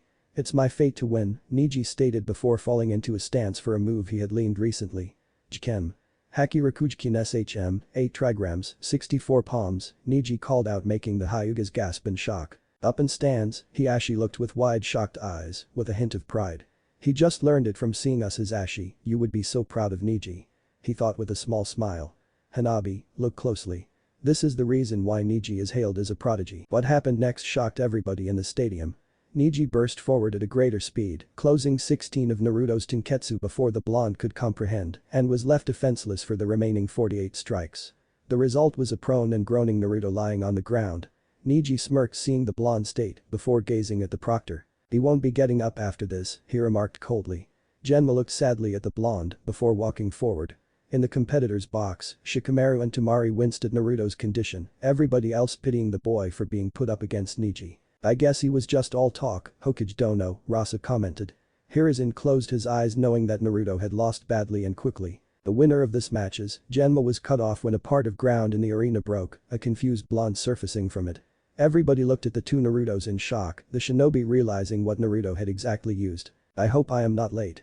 I had sent a cage bunchen ahead while I got ready and contracted a mason to fix my apartment's wall, Naruto stated, before wincing at the state his bunchen was in. You finally showed up, eh? The bunchen murmured before poofing out in a burst of smoke. Silence reigned in the stadium at the blonde's audacity, only to be broken by Tachibana's howl of laughter. Soon enough, everybody was laughing at the events which played out. That took the cake. Jiraiya exclaimed, making Tsunade scowl. That brat. He pulled a fast one on me. The woman snarled in anger. Jiraiya. He has taken up your worst habits. Hiruzen snapped his head towards the pair behind him at that statement. Jiraiya, I hope you didn't make him read your well Yakno. His mother will kill you, Hiruzen said nervously. Suddenly a laugh in a new voice was heard from behind Jiraiya. A small red toad appeared on his Jiraiya head, cackling madly. Ichi? What are you doing here? Jiraiya asked, making the toad scowl. I wanted to see Naruto's match. And they are pieces of filth which should be burned, because throwing them away would defile the trash, that's what Naruto said. Gamakichi imitated Naruto, making Hiruzen snort, knowing he had heard the same words before. Boy. Boy. What is Tsunade doing here? Isn't she supposed to be hating Konoha and on the run from debt collectors with her apprentice? Rasa thought with a frown. Asuma snorted at Naruto's subtle way of telling Neji FKU. Apparently, Choji decided to say that loud. Wow. That the most subtle FKU I have ever heard, he said, munching on chips. The spectators around him snickered at the interpretation of event from the boy. Well, you are right about that, Kurenai muttered with a smile. You seriously don't know the predicament you are in, do you? Neji asked coldly. You will lie the same way as your cage Bunshin since I am fated to win here, he added, falling into the same stance as before. Jkem. Hakirakujkin SHM. The spectators expected the same result as before, however Naruto expertly redirected or dodged all the strikes from increasingly bewildering Neji. As soon as the attack sequence finished, Neji looked at the blonde with wide eyes. How? He wondered out in shock. Hiashi and the other Hyugas too shared the same question. Well, Jiraiya-sensei had mentioned that the Gyuukin is pretty damn fast and I wasn't taught any taijutsu in the academy. So, I learned a completely new style from a scroll which Jiraiya-sensei had. The hummingbird, Naruto explained as the shinobi from the Third War gasped in shock. Wasn't that Yondaime-sama personal style? Asuma asked Guy as the green spandex-wearing man nodded. It focuses on speed, accuracy and power, whereas Gyuukin is only speed and accuracy with chakra strikes. It doesn't have any power and can be redirected if someone is fast, Guy commented, making the genins look ahead in shock, realizing that Naruto had progressed far more than they had expected. Hiashi too had the same thoughts as Guy. I have never heard of it, Neji remarked with a scowl. Because the last person who knew this was the Yondaime, Naruto responded, shocking the entire stadium. I wanted to ask you, why do you treat Hinata so badly? Isn't she your sister? Neji scowled at that, before unwrapping his hit I-8 and explaining about the cage bird seal and the incident with Kumo where his Ashi was sacrificed in place of Hiashi. I am pretty sure everybody know what Neji monologues about in the middle of the match. If anybody hasn't seen it in the anime, please see it. You don't understand how it is to be tied down by a seal, Neji snarled while tying his hit I-8 back. In the stands, Kiba scowled. You bastard. Naruto knows the burden of a seal better than anyone among us. You aren't the only one with a sob story. You at least had you clan, Kiba muttered in a low voice. Tachibana and Hiashi realized what he was referring to and paled, thinking if their own children knew. Choji, Shikamaru and Temari, to an extent, shared the same thought. I still don't get it. Hinata was 3, you said right. How is she supposed to fight a Jonin 10 times her size? It's like threatening the Kyuubi with a wooden kunai, Naruto replied, making a few people snort at the notion of going against the Kyuubi like that is utter idiocy. Who knew that guy could crack a pun like that? Shikamaru asked dryly, the irony only caught by Temari. Naruto scratched his head unsurely. This time I will say, give up. It's not fate has decided me as a victor, but Naruto paused, drawing 2 kunais from his kunai holster. Kunai cage Bunshin. Naruto called out, throwing and making the peculiar hand seal as the 2 kunais multiplied into 100. Neji watched in shock as the rain on metal advanced towards him. I guess I have no choice, he thought before spinning rapidly around his spot, creating a dome of chakra and scattering the kunai around the arena battlefield. Naruto, and in the stands, Tachibana facepalmed while the Hyugas looked at Neji in shock. Dusama, isn't that? Hanabi asked in shock as Hiashi nodded. That why? Hiashi was cut off by Tachibana and Naruto speaking in unison. You have dug your own grave. You should have dodged that assault and not foolishly spread the kunai around, the two said in unison, making everybody in the arena frown. An inkling of idea crept into Jiraiya's mind of what possibly Naruto was talking about. What are you talking about? Neji asked in pure confusion for the first time, dropping his cold mask. Naruto sighed heavily with a smile. I guess I have no choice, then, Naruto stated before loosening his hit I-8 and hairband from his pineapple-shaped style, letting them fall down freely. Quickly, he pulled up 2 bangs to frame his face and tied the hit I-8 back, leaving his hair in a spiky mess as usual. Seeing the changed appearance, the entire arena became silent. A few were gaping with their eyes wide, some were trying to form words, but nothing came out of his mouth, while a small fraction fainted. Utter silence reigned, making the newer generation wondered what's wrong. They were broken out of their stupor by their Hokage's furious and exasperated voice. You told him, didn't you, Jiraiya? Hiruzen exclaimed in exasperation, while gazing at the said man, newest student down in the arena. Jiraiya gave him an innocent expression in return. I guess it slipped out, Yakno. About Minato being his father and all, Jiraiya replied, his voice echoing around the arena because of the speakers fitted around. I guess Jiraiya.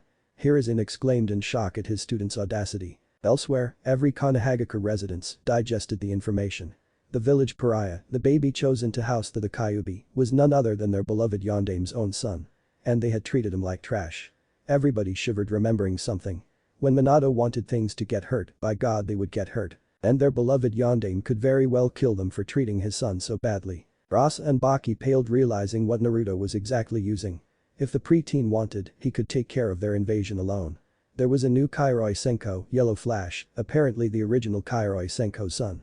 I thought the Byakugan could see through everything, right? Naruto asked rhetorically. Then you should have seen that the kunai I threw weren't normal. The realization dawned on the shinobi faction as they stared back at the infamous tri-pronged kunai, the so-called manifestation of death in the Third War. Hiashi looked shocked at his neighbor, who was busy clicking pictures of the shocked faces around him. Hiashi sighed heavily. Neji has indeed lost, he confessed to Hanabi and Hinata. Kiba and Tenten looked between Tachibana and Hiashi in confusion. You were right, Tachibana-san. Neji had already lost before the match even started, he admitted, shocking the four kids more. The jutsu Naruto will use was the reason why Naruto's father, the Yondaime, was called the Yellow Flash of Konoha. Elsewhere, Asuma cigarette dropped from his mouth, Kurenai eyes widened to the size of saucers, and Guy facepalmed at Neji's cockiness, since he had already spotted the kunai in Naruto's hand. I mean, I knew Naruto being Yondaime Sama's son, but seriously? He mastered Hiraishin. In a month. Asuma wondered out, shocking the genin seated with him. Hiraishin as in the jutsu of the Yondaime Hokage. Sakura asked as Kurenai nodded. That alone makes him an S-rank shinobi, with a flea on sight in bingo book, Guy replied, shocking the genins more. Right now, Neji cannot touch Naruto. He can flash around any of the littered kunes around him and counterattack Neji, he added before frowning. Where the hell is Kakashi at such a time? Asuma and Kurenai shrugged. Sakura looked at Naruto with wide eyes. She hated to admit, but Naruto could be powerful than her Sasuke-kun. Ino too couldn't believe how much Naruto had progressed in a month.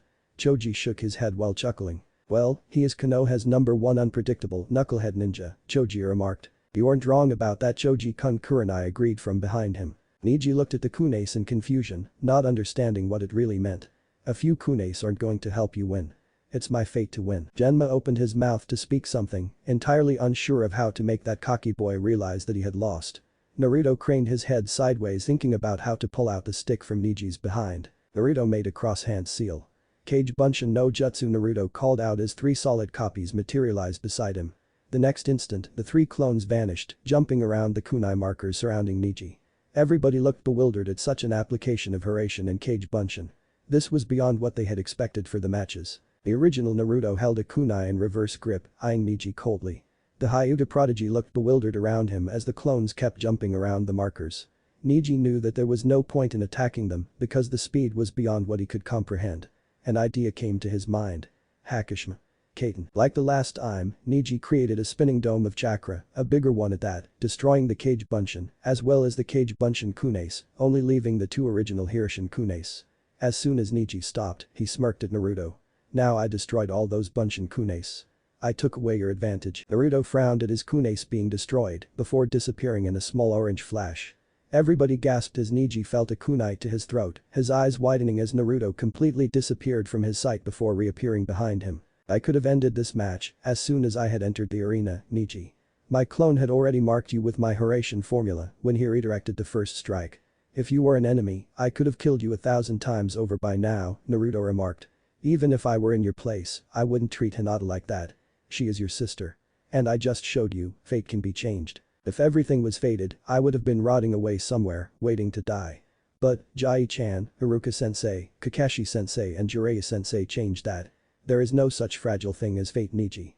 You make your own fate with your actions, Naruto stated quietly before slamming the hilt of the kunai in Neji's neck, knocking the boy unconscious. Genma smirked at the outcome before walking ahead as the medical team came to check up on Neji.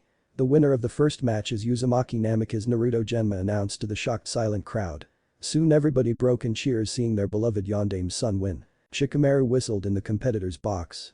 That was the most troublesome one-sided beatdown I have ever witnessed, he remarked, the others wordlessly agreeing with him. Gaara, on the other hand, looked at Naruto with bloodthirsty eyes.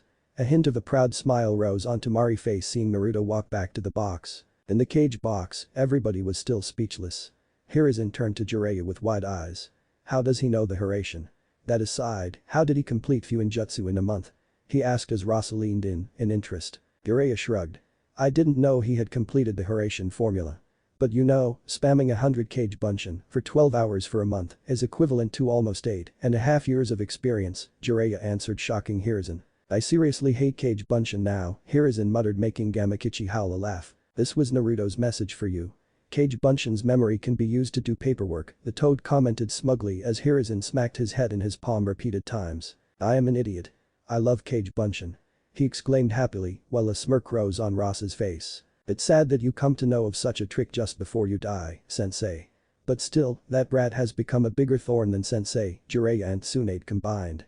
I could have marked him instead of Sasuke-kun, but I don't know how it will react to the Kyuubi's chakra, Rasa thought with a frown. He can get a promotion, don't you think, Kazuki Dono? Hiruzen asked as Rasa nodded. Hiraishin is definitely a dangerous jutsu under anyone's belt. Your yondaime had brought the third war to a close just with Hiraishin, Rasa replied, before raising a brow at a brooding Jiraiya. What's the matter, Jiraiya Dono? I was so looking forward to see the damage Naruto can do with what I taught him, but it was good that he didn't show it, Jiraiya said the last part happily. Hiruzen and Rasa just rose a brow, not understanding what Jiraiya was talking about. All blondes are troublesome.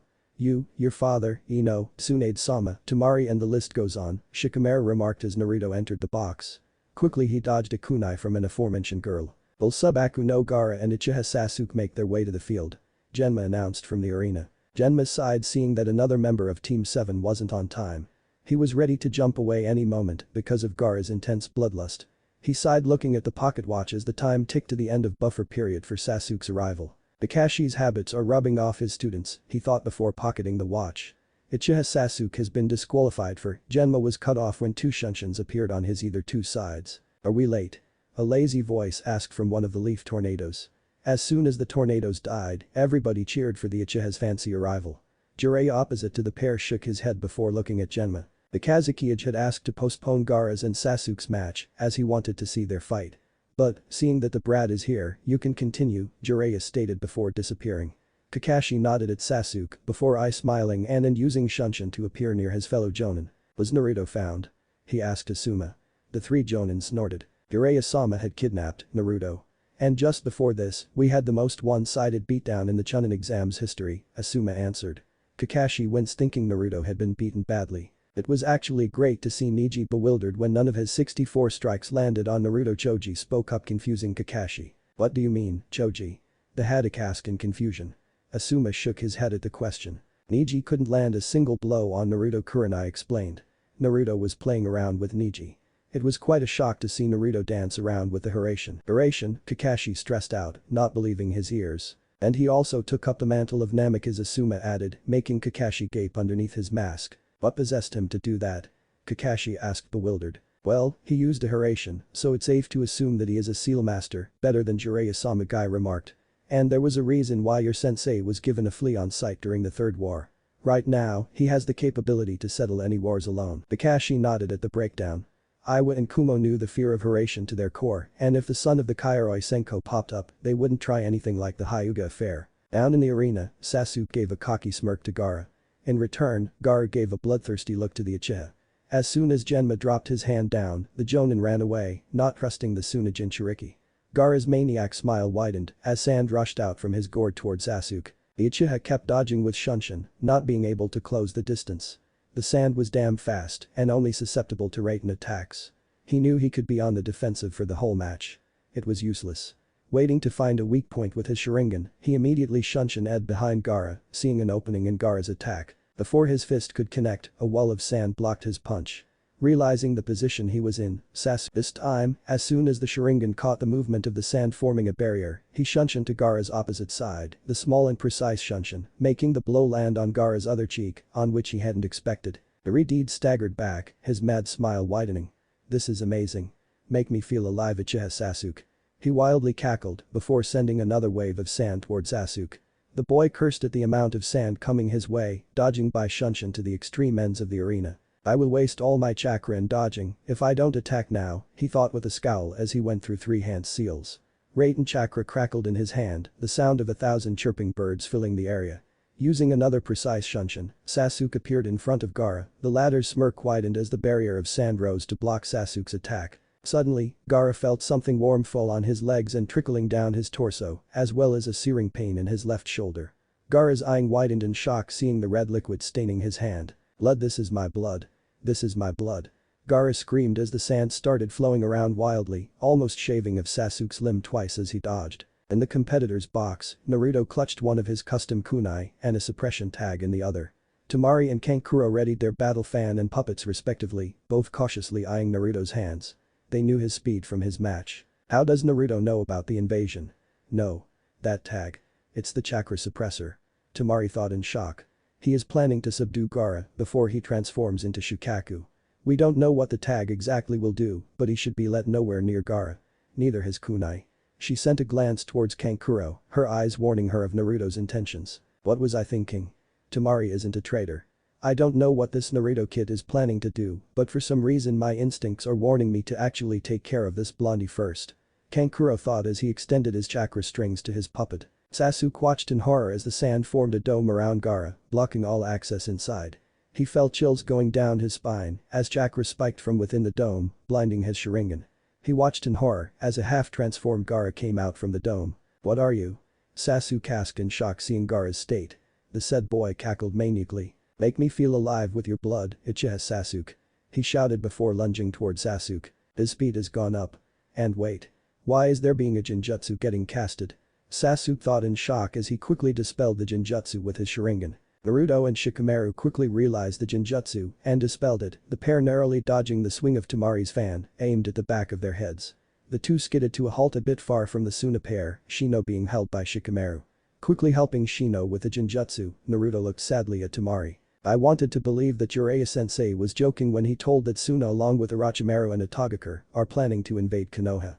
I was hoping the whole time since the finals started that Jiraiya-sensei and Jai-chan were just cracking a bad joke, Temari. The reason why I gave to the tags yesterday was to warn you that you should retreat and you had no chance of successfully invading Konoha.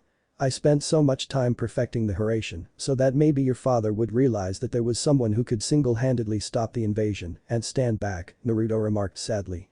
Everybody else's eyes widened. "I could have killed Gaara, Kankuro and you before you could have comprehended. But, I wanted to give you a chance to think that what you were doing was only going to bring pain to both sides." Naruto's speech yesterday, he wanted to tell us war wasn't something he wanted.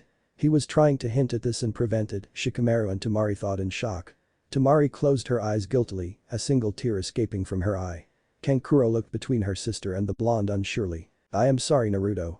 But I am loyal to Suna. Your ambition is great, bringing peace to the elemental nations, because alliances are just for namesake. But this is a world where the fittest survive. For your ambition, you need to be powerful. To power your ideals, you need to have strength. Ideals without strength and strength without ideals are meaningless," Temari replied sadly, readying her battle fan. "Right now, I am your enemy." Naruto closed his eyes trying to sense the situation. He could feel Hiruzen, Jiraiya and Tsunade fighting against the Kazekage or Orochimaru, Naruto realized as he sensed the same chilling glee. He could feel Anbu and Jonins dealing with the enemy ninjas and huge snakes Orochimaru had summoned. He was suddenly assaulted by a sense of pain from many directions. The shinobi from both sides are in pain and the greatest and undoubtedly Shukaku's and Gaara's. That Bachi seal is hurting them both. I can't kill Temari, Kankuro or anyone else for that matter. I need to help Shukaku and Gaara first, Naruto thought determined. "I see. That is sad. Remember the tags I gave you yesterday, Temari? They weren't just suppressors. They had my Hiraishin formula embedded between the two layers of the paper," he remarked before vanishing from their sight. "He planned to kill me from the start, didn't he? I never thought that I would die so early in life. Well, my only regrets are not being able to save Kachan and not being there for Gaara when he needed us as," Temari thought with a sad smile, before remembering a wide genuine grin.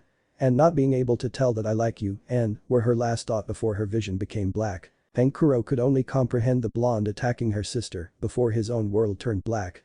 Shikamaru looked at the two prone bodies before turning to Naruto. He laid a comforting hand on Naruto's shoulder, himself not expecting for their friend to suddenly turn her back on them. "But alright, Naruto. Let's go over this later. We still need to take care of Gaara," Shikamaru remarked as Naruto sadly nodded. "Shukaku's botched seal has made him go insane. The pain I am receiving from my sensing and making my head ache. We need to do something to stop this war," Naruto said before vanishing with Shino and Shikamaru to the seal on Sakura. As soon as the trio had left, Baki arrived in the box, before gasping at prone bodies of Temari and Kankuro. His eyes softened before looking in the direction where Gaara had disappeared off to, the Uchiha in tow.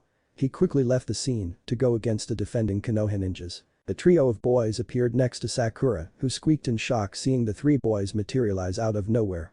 Naruto quickly searched for Kakashi, Guy, Kurenai and Asuma, spotting them fighting with the Suna or Odo ninjas. Using the element of surprise and the speed of the hummingbird, Naruto attacked the unsuspecting ninjas. Kakashi rose a brow at Naruto's flashy arrival, with Shikamaru, Shino and Sakura in tow. Seeing the party of four, Asuma and Kurenai nodded to Kakashi. All four of you, go after Sasuke and Gaara. Naruto will be your leader, Kakashi ordered before engaging with a new wave of Odo and Suna ninjas. The four nodded before sprinting off in the direction Naruto sensed the previously fighting pair. Come on. Come on. Shukaku and Gaara are my top priority. The seal is on its limits before Shukaku's gets released, Naruto thought frantically. I need time to deal with Shukaku and fix the seal. Suddenly, he found himself in a sewer with a huge cage and a kanji for seal on it. He narrowed his eyes at the howling laughter from the darkness behind it. Hahaha. Save Shukaku. Stop the invasion by yourself. You're so naive, the voice boomed in howling laughter. I don't have time to hear your nonsense. There is a battle going outside, Naruto remarked coldly. You think you can stop the battle? Even if you stop them now, both sides will try to get revenge for those who have been killed. Hatred will be born and a battle will break out again. You cannot stop those bloodthirsty shinobi from fighting forever. A year. 2 years. The shinobi will seek battle again and you will realize how naive your idea is, the Kyuubi stated in anger. Naruto glared at him coldly before gesturing his hand downwards. The Torii gate materialized itself over the Kyuubi's head, pinning it down to the ground level. His temper flared at being subjugated by a human again and struggled in vain to get free. He glared at Naruto who appeared just some inches away from his eyes. You're the one who's naive. You gave up on finding peace. I know I won't be able to change the shinobi world so easily, but I want to create peace. Not one which we have now, but where even you live in peace and coexist with the humans, the blonde coldly retorted before his eyes softened and gently touched the Kyuubi's fur below him. I know how it feels to be caged, you hate the one who cages you. Hatred will exist, but if we find a solution, we can stop people from going after revenge, he added softly making the Kyuubi snarl. We will create peace and relieve my hatred. I am the embodiment of hatred itself, brat. Nobody can erase my hatred. The fox snarled, though Naruto ignored it. Nah, Kyuubi, someday I will come and deal with your hate too. So, sit back for now, Naruto remarked with a wide smile shocking the fox. I first need to help Shukaku, he added before exiting the cage. With a gesture, the Torii gate poofed away, releasing the fox. The chakra being watched in shock and bewilderment as Naruto left the mindscape. What gives you so much confidence, Uzumaki Naruto? What gives you the hope that you will solve the hate plaguing the lands for centuries? The fox thought with a scowl. Naruto. Sakura shouted to get the blonde attention. Shikamaru frowned seeing that Naruto's eyes were unfocused. The blonde suddenly snapped his attention toward Sakura, his eyes wide searching for any threat. What happened? Naruto asked in shock causing Sakura to scowl. Baka. You're our leader. What should we do? Sakura asked as Naruto rubbed the back of his head sheepishly. Well, I'm sensing 8 guys coming our way, 7 Chunin and 1 Jonin Naruto supplied before rummaging through his pouch. He handed 2 kunes to the trio, holding 2 himself. When those guys come, throw them somewhere near those guys. Not on their body, he instructed as the 3 nodded. The 4 kept moving ahead where the blonde kept sensing Gaara and Sasuke's chakras.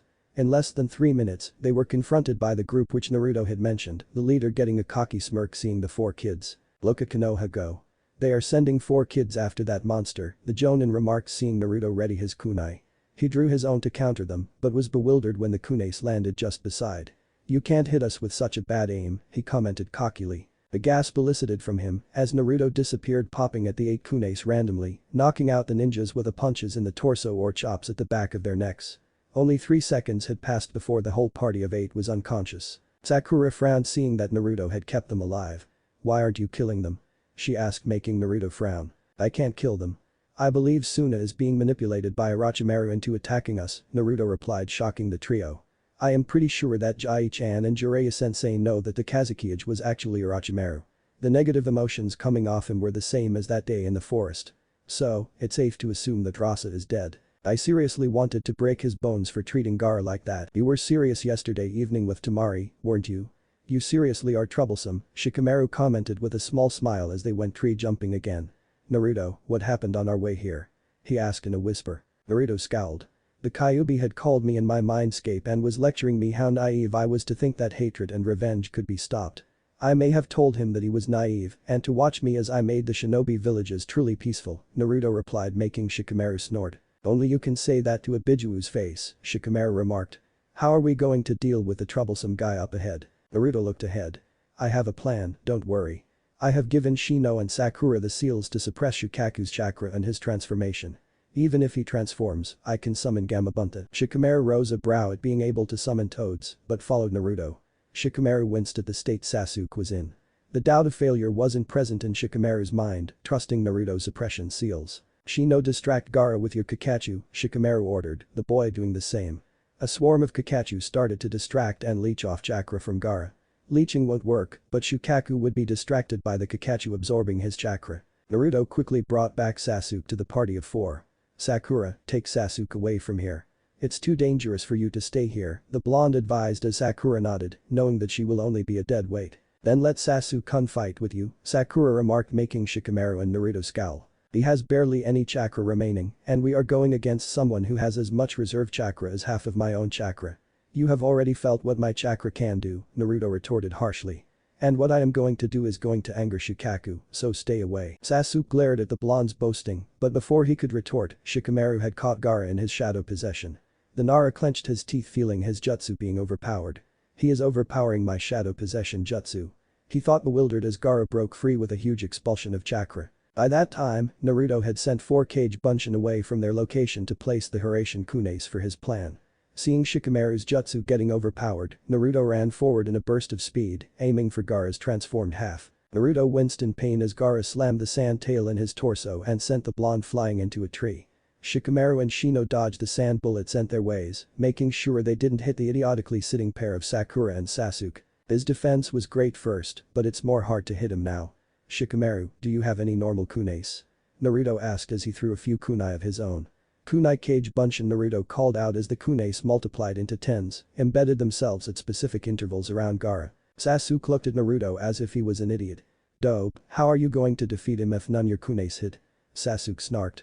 Naruto ignored the raven-haired boy, who got angered at being ignored. I have a whole set of 15. Do you need one? Shikamaru asked back, yet dodging another barrage of sand bullets. Naruto created a Kage Bunshin and sent it towards Shikamaru. Quickly taking kunai from the boy, the clone used its chakra to print an explosion seal on a piece of paper he had just brought from his pockets. Listen, I will teleport with you. Put this kunai at the base of its tail, Naruto instructed. Before Shikamaru could object, he found himself staring at Gaara's back. He quickly plunged the kunai at the base of its tail, before finding himself where he previously was. How does the teleporting feel? Shino asked as appeared beside him. The scene just changed from one place to another in a blink. Shikamaru answered before a resounding crash was heard. The two winced at Gaara's state after the dust settled. Naruto, what happened to the suppressor seals? The seal has already reached its limit. The tags won't work. Naruto shouted back as he stood over a branch above Gaara's crater. Feeling a sharp spike of chakra, his eyes widening. He turned around, his face frantic. Run away. He exclaimed as he darted towards the 4 genins. Sasuke scowled, not wanting retreat from a fight. He looked as Shino and Shikamaru jumped away in Gaara's opposite direction. Dope, I am not, the raven head was cut off as Naruto hauled him on his shoulder and dragged with Sakura him. Hey. Naru Sakura was cut off by Shikamaru's furious shout. You dumb idiots. Right now Naruto is the only one who know what can happen next. Stop using your brains if you don't want to die. The pineapple-haired boy shouted furiously, shocking the others as he had never raised his voice. Shikamaru's fears were answered when there was a puff of smoke behind them which reached a few meters in the air. Everybody's eyes widened seeing a sand tanuki towering over them. They stopped some distance away from the released Bijuu. The Ichibi is a tanuki? Shikamaru asked with a frown. I didn't know. I guess all Bijuu are different animals, Naruto replied. Where are you, Uzumaki Naruto? Make me feel alive. Gaara shouted from atop the tanuki's head, the giant head itself turning. Boy. Is he in control of the Ichibi? Shikamaru asked in shock. No. Shukaku can only awaken after his Jinchuriki falls asleep, the fox answered within Naruto's mind. The blonde eyes widened in shock before a small smile graced his lips. Thanks for the info. Naruto thought, hoping it would reach the fox. No and yes. Shukaku will awaken only after Gaara falls asleep, Naruto relayed the answered. Shikamaru nodded, knowing who had answered. The others thought Naruto knew this by himself. Shikamaru, Naruto and Sasuke narrowed their eyes as they saw Gaara perform some hand seals. Naruto readied his Hiraishin kunai, ready to flash himself and his friends to safety. They watched in confusion as Gaara's head fell forward before the Tanuki's eyes glowed yellow. Yes. I am finally free. Now where is that bastard Kurama's brat? Shukaku shouted. Shikamaru corrected it to somewhere between squeak and squeal. So your name is Kurama, eh? Naruto asked mentally. TCH. That damn Tanuki can't keep his mouth to himself. And you still haven't earned a right to call me by that name, Naruto. Kurama warned. But Gaara had mentioned that the Ichibi's name was Shukaku, so I knew that you had one too. I didn't pry because if would have wanted, you would have gave it earlier, Naruto replied. Though calling you Kyuubi feels weird now that I know your name. Are you scared, Kurama? Do you finally admit that you are weaker than me? Shukaku asked in glee, scanning the foliage. Naruto scowled as he felt Kurama's chakra grow unstable. You are angering him, Shukaku, Naruto murmured as he tried to rack his brain for ideas. I can summon Gamabunta, but the others are too close to me. Naruto, you said you planned to make a new seal for Gaara, right? Yeah. The Shishofuin, 4 symbols seal. It's a downgraded version that holds Kurama. Naruto answered Shikamaru's question. The other three looked between the duo in confusion, since Shikamaru knew who exactly Kurama was. Who is Kurama? Sakura asked with a frown. Forbidden to speak, Shikamaru replied before rubbing his chin in a thinking gesture. You said you can summon toads, right? Which is the largest you can summon? Gamabunta, the boss toad. He is as large as a Biju, Naruto responded. Summon him. Is defeating the only way to make a new seal for Shukaku? No. You can just whack that redeed back to consciousnesses, Kurama suggested. We need to wake Gaara up. Then, hold his weakened form down by shadow possession while I make the Shishofuin, Naruto suggested as Shikamaru nodded. Sasuke clenched his fist seeing Naruto so costly talk about subduing and sealing a Biju. How stronger have you gotten in a month, Naruto? I should be the one who is stronger, Sasuke thought in anger. Pound you? Shukaku suddenly remarked before opening his mouth and forming a dark purple ball of chakra. That's Bijuudama. The Biju version of your Rasengan. Or, the Rasengan is the human level of Bijuudama. You don't need to know the outcome if it hits you, Kurama remarked recognizing the technique. Then how do I dodge it? Naruto asked seeing the Bijuudama's massive size. You can't dodge this because it will hit Konoha, not that I care. Teleport it away to your Hiraishin markers, Kurama suggested having witnessed the technique firsthand. What is that? Shikamaru asked in fear seeing so much chakra concentrated at a single point. Something you don't get hit with, Shino replied before frowning as Naruto held his peculiar kunai between his two outstretched palms. Are you planning to teleport the blast away? Shikamaru asked. We can dodge if we want, but if that thing hits Konoha, everybody will die, the blonde explained shocking the four. I have a kunai directly below Shukaku, Naruto added as the said Biju let the Bijuudama loose in their direction. The five watched in shock as the ball of chakra destroyed the forest in its path, speeding towards them undeterred. As soon as it reached Naruto, kanji spread from the kunai like tentacles before the purple ball of chakra vanished. Sasuke watched in shock as a second later, the small ball exploded underneath the sand tanuki, making it roar in pain. The blast caused two of Shukaku's limbs get blown away. Unable to balance the weight, the huge tanuki collapsed kicking up a lot of dust. That was amazing, Shino muttered under his breath. Shino, Sakura, Sasuke. Don't move from here, Naruto instructed as he flashed away to a kunai closer to Shukaku's. Flashing closer to Shukaku, Shikamaru glared at Naruto. Warn me before flashing away, you idiot. He said with a scowl. It feels weird to suddenly find yourself in another place. Though how did you get so good within a month? He asked as they three jumped toward Shukaku. Well, Kage Bunshin sent back their memory after dispelling. 100 for 12 hours over a month is a lot of experience, Naruto answered smugly at the thought of being able to make so many clones. Shikamaru now really envied not being a Jinchuriki. The instinct suddenly screamed as a barrage of sand bullets came their way. The two scowled not happy that Shukaku was still awake. You will pay for that.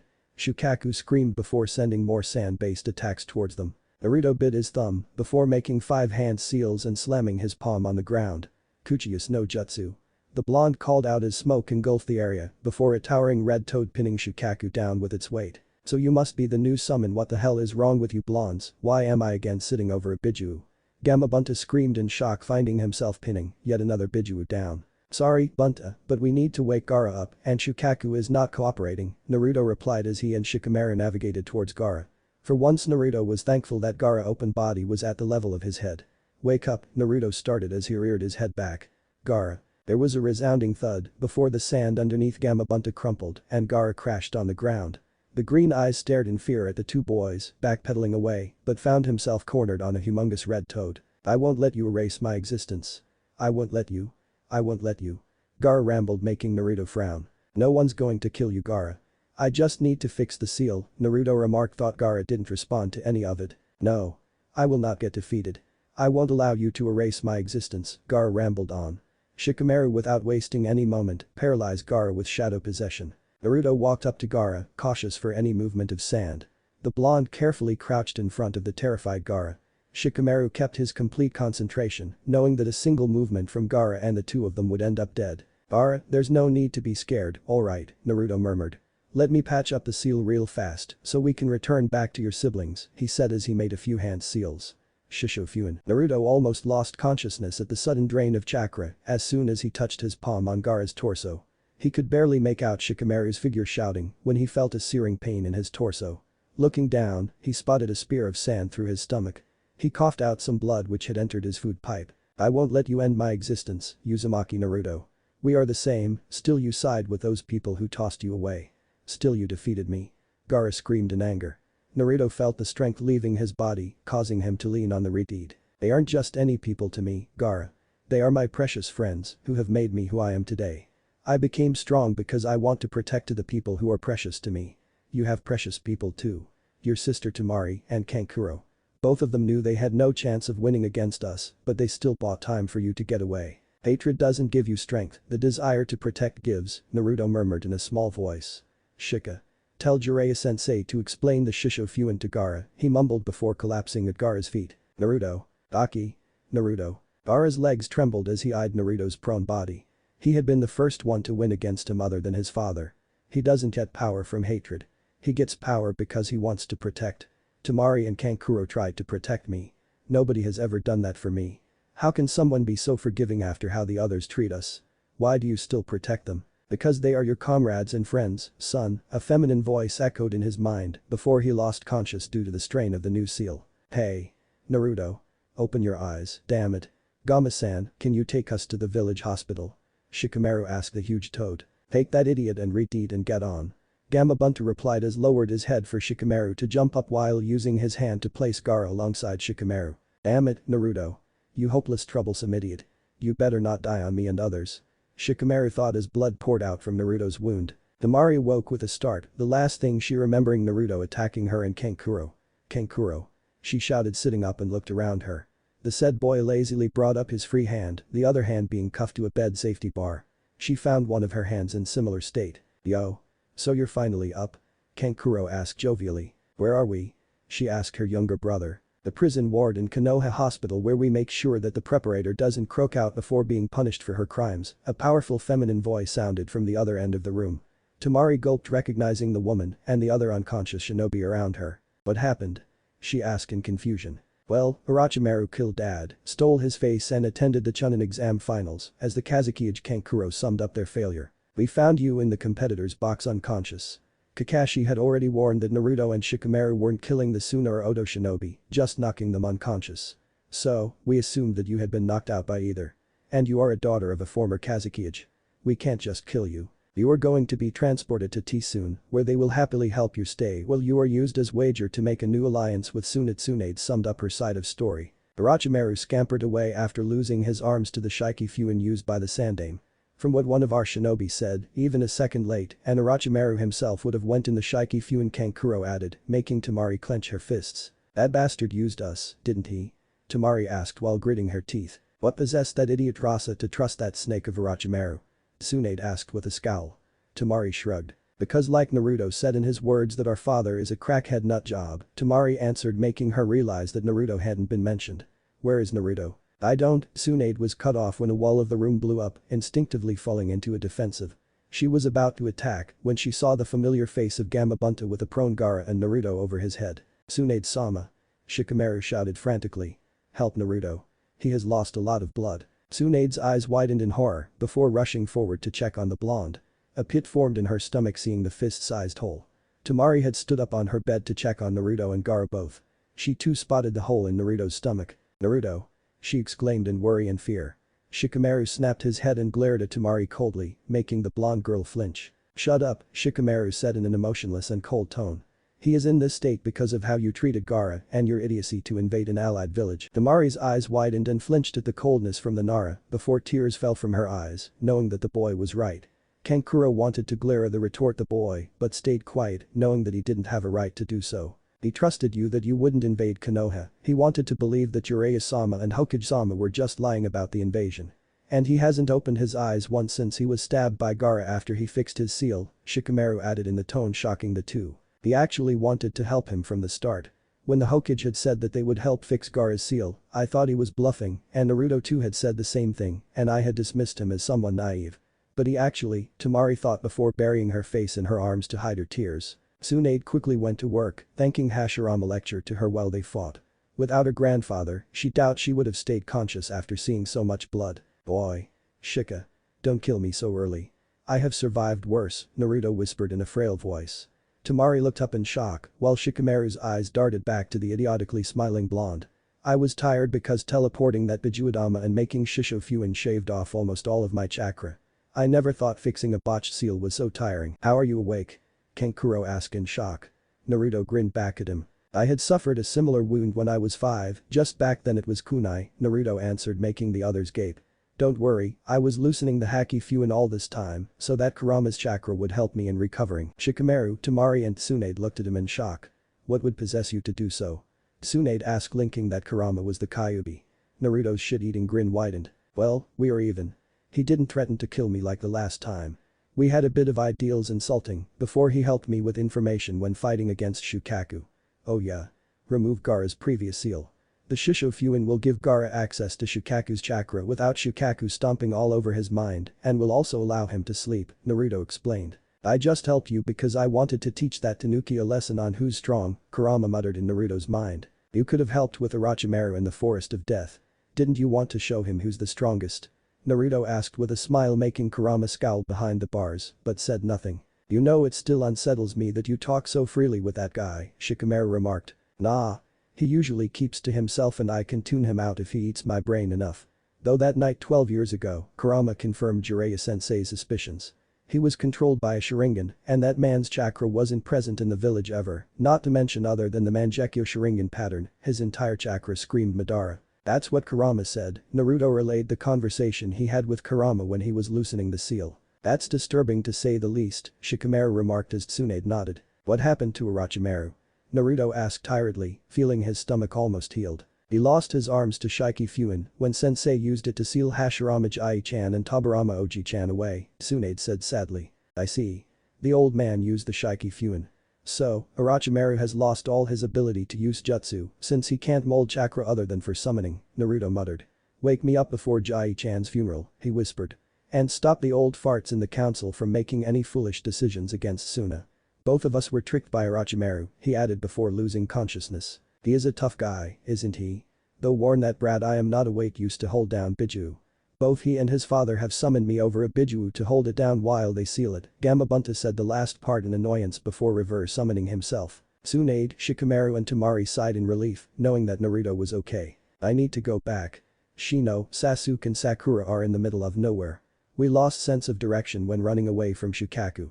Do you know who can help? Shikamaru asked sheepishly.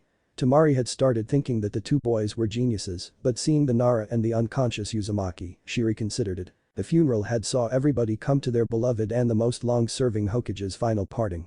The Suna shinobi who had perished in the attack were to be given a funeral later. In the meantime, Tsunade had agreed to keep the Hokage's seat warm for her nephew. Naruto had been comforting Konohamaru, both losing their grandfather figure. The only person in Naruto's life till Team 7 and the Rookie 9, Jiraiya, Tsunade and Shizune came in. Jiraiya, Tsunade, Shizune, Shikamaru, Choji and Kiba had stuck close to Naruto knowing how important the man was in Naruto's life. The blonde hadn't spoken a word to anyone since waking up on the day of the funeral. Later that day, he had found the boy lounging over his father's stone head. Naruto just glanced at Jiraiya acknowledging his arrival. It's ironic to think that all Hokages are inside the Shikamaru with Kurama's in half, Naruto remarked. Did you get some other information about the Akatsuki? No. It seems only the Gobi in Han had made contact with them. Gamamaru-sama said that he felt the Gobi's presence completely disappear.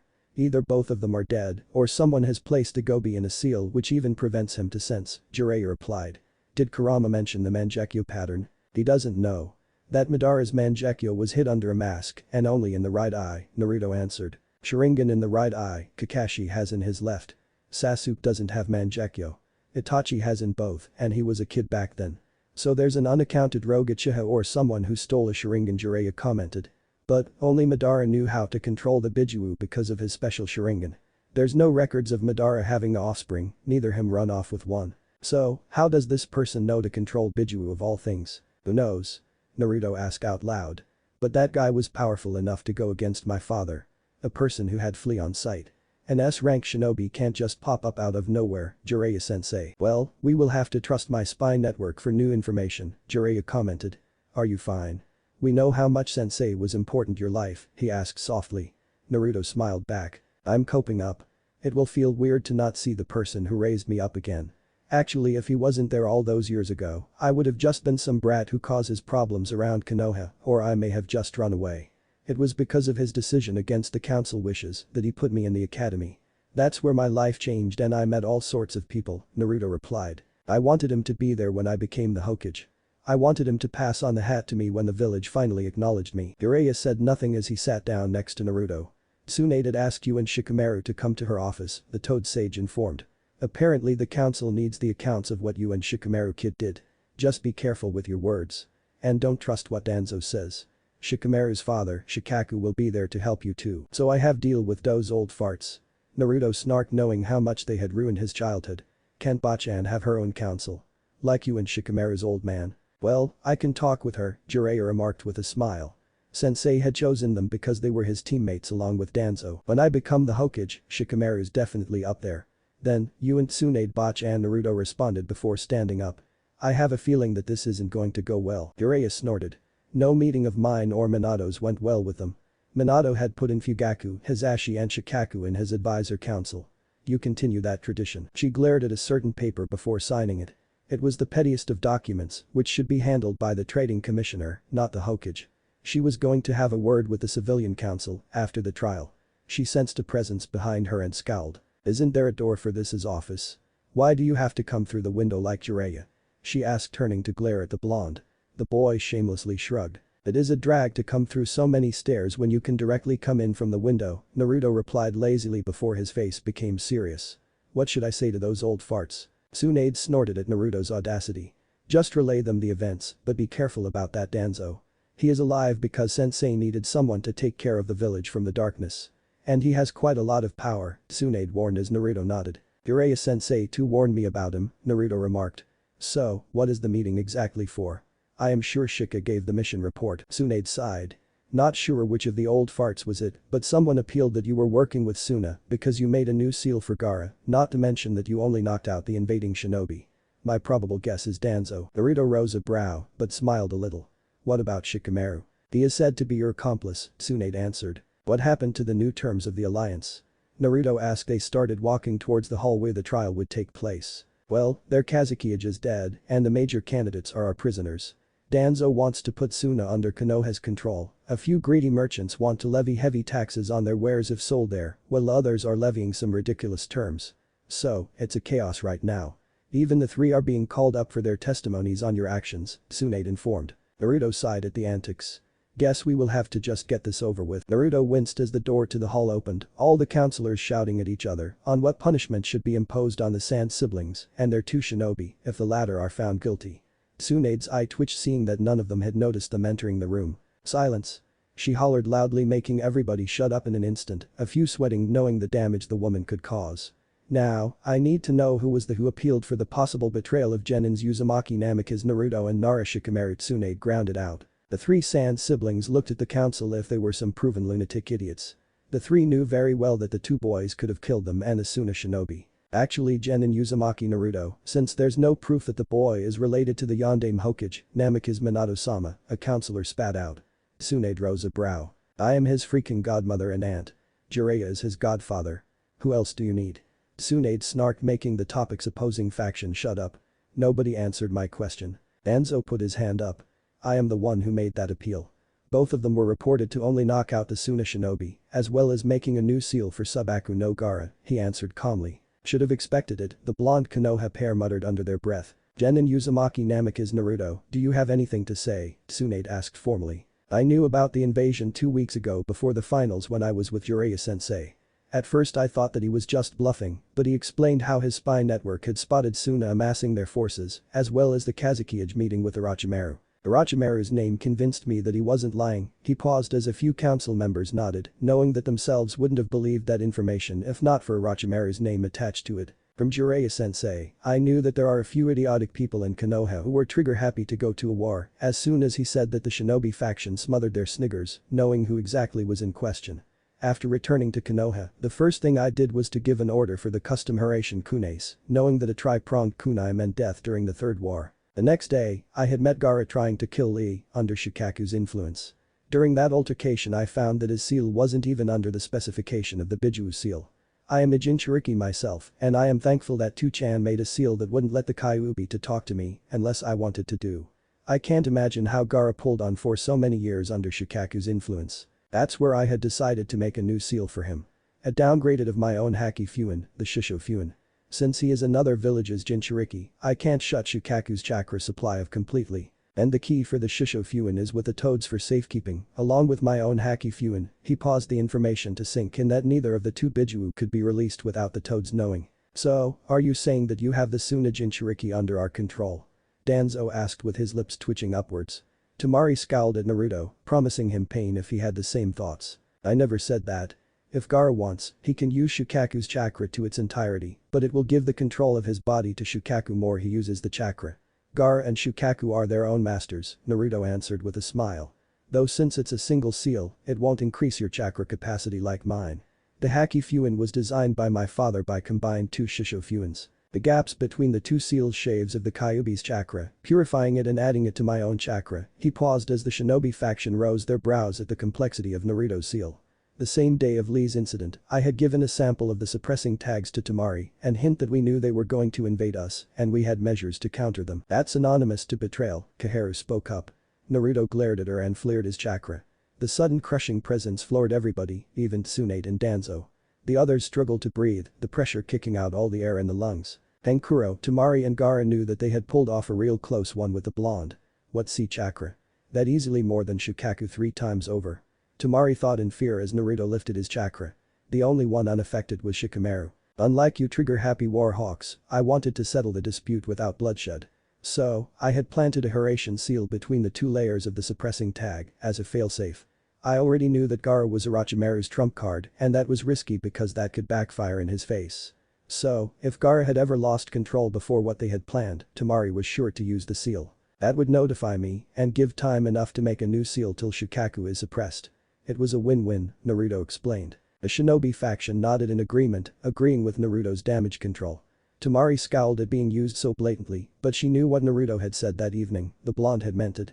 Danzo clenched his fist, knowing that the boy's damage control was flawless. I have other questions. A month ago, you were just a brat who didn't take his ninja career seriously. But now, you are a seal master as well as have Hiraishin under your belt. Yondaime-sama had need 4 years to make his own Hiraishin, Himura remarked, making Tsunade laugh out loud. That brat used Kage Bunshin's memory to increase his training time. He did round about 8 years and a few months over of training in a month's time, Tsunade answered. I believe that's enough time to make Hiraishin and become a seal master. That is abuse of Kage Bunshin, chose a joke making everybody laugh. I guess that clears any doubts of possible betrayal. If we don't forget, the pair saved Uchiha Sasuke, along with Genin's Aburame Shino and Haruno Sakura, stopped a Bijuu Adama from Shukaku to blow apart Konoha, defeat the said Bijuu, stalled and created a new seal comparable to the level of his own father. Tsunade, Shikamaru and Naruto sighed in relief. Temari smiled to herself knowing that neither Naruto nor Shikamaru would be prosecuted for their actions.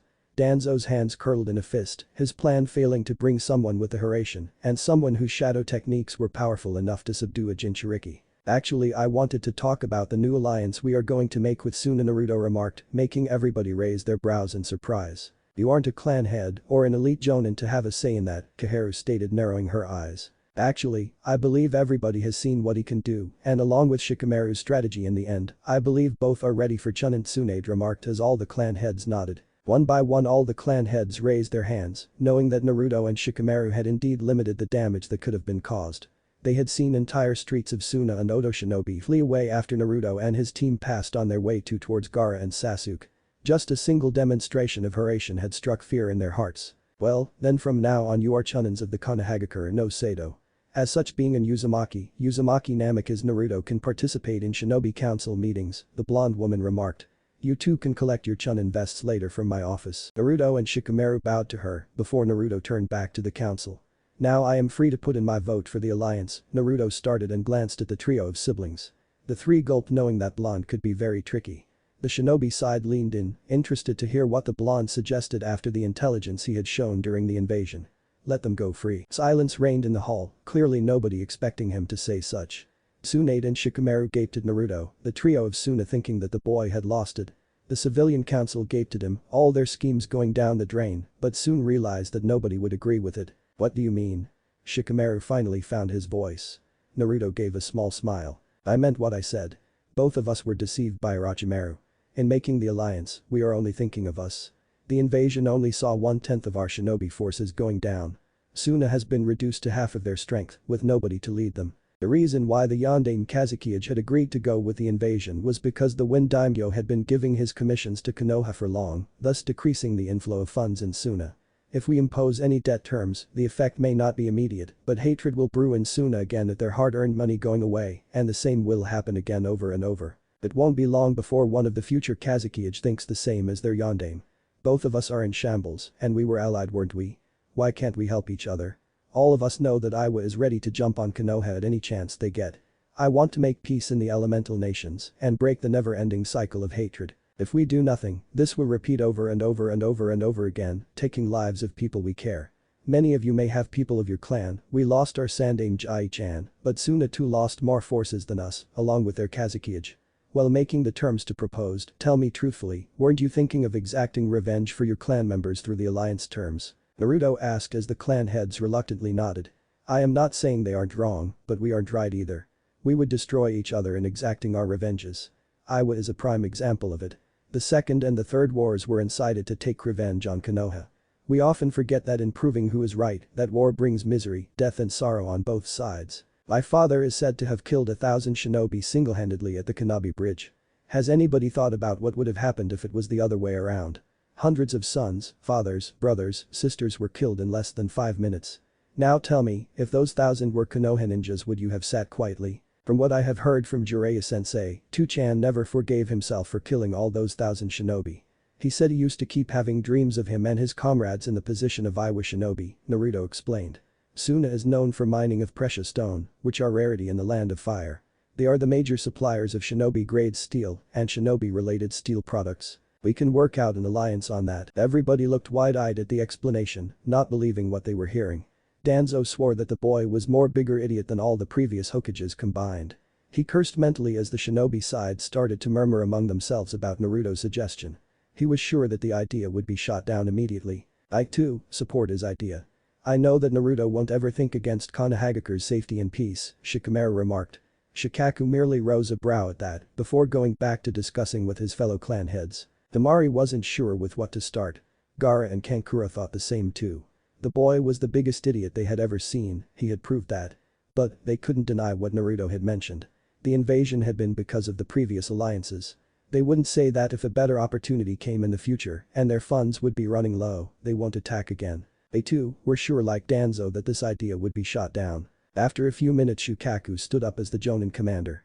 The Shinobi Council, with an unanimous vote, has decided that we, the Nara clan head was cut off by Kankuro, are against the idea.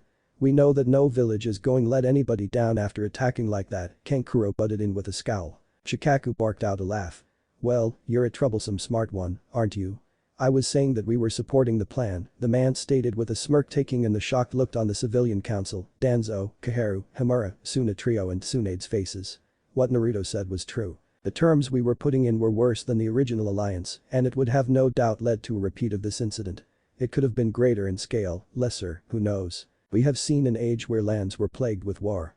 We don't want our descendants to see the same. If we want to break the cycle, we need to change. We aren't forgiving for what you did, Inoichi said that while glaring at the three siblings. But there's no problem in giving a chance to repent yourselves.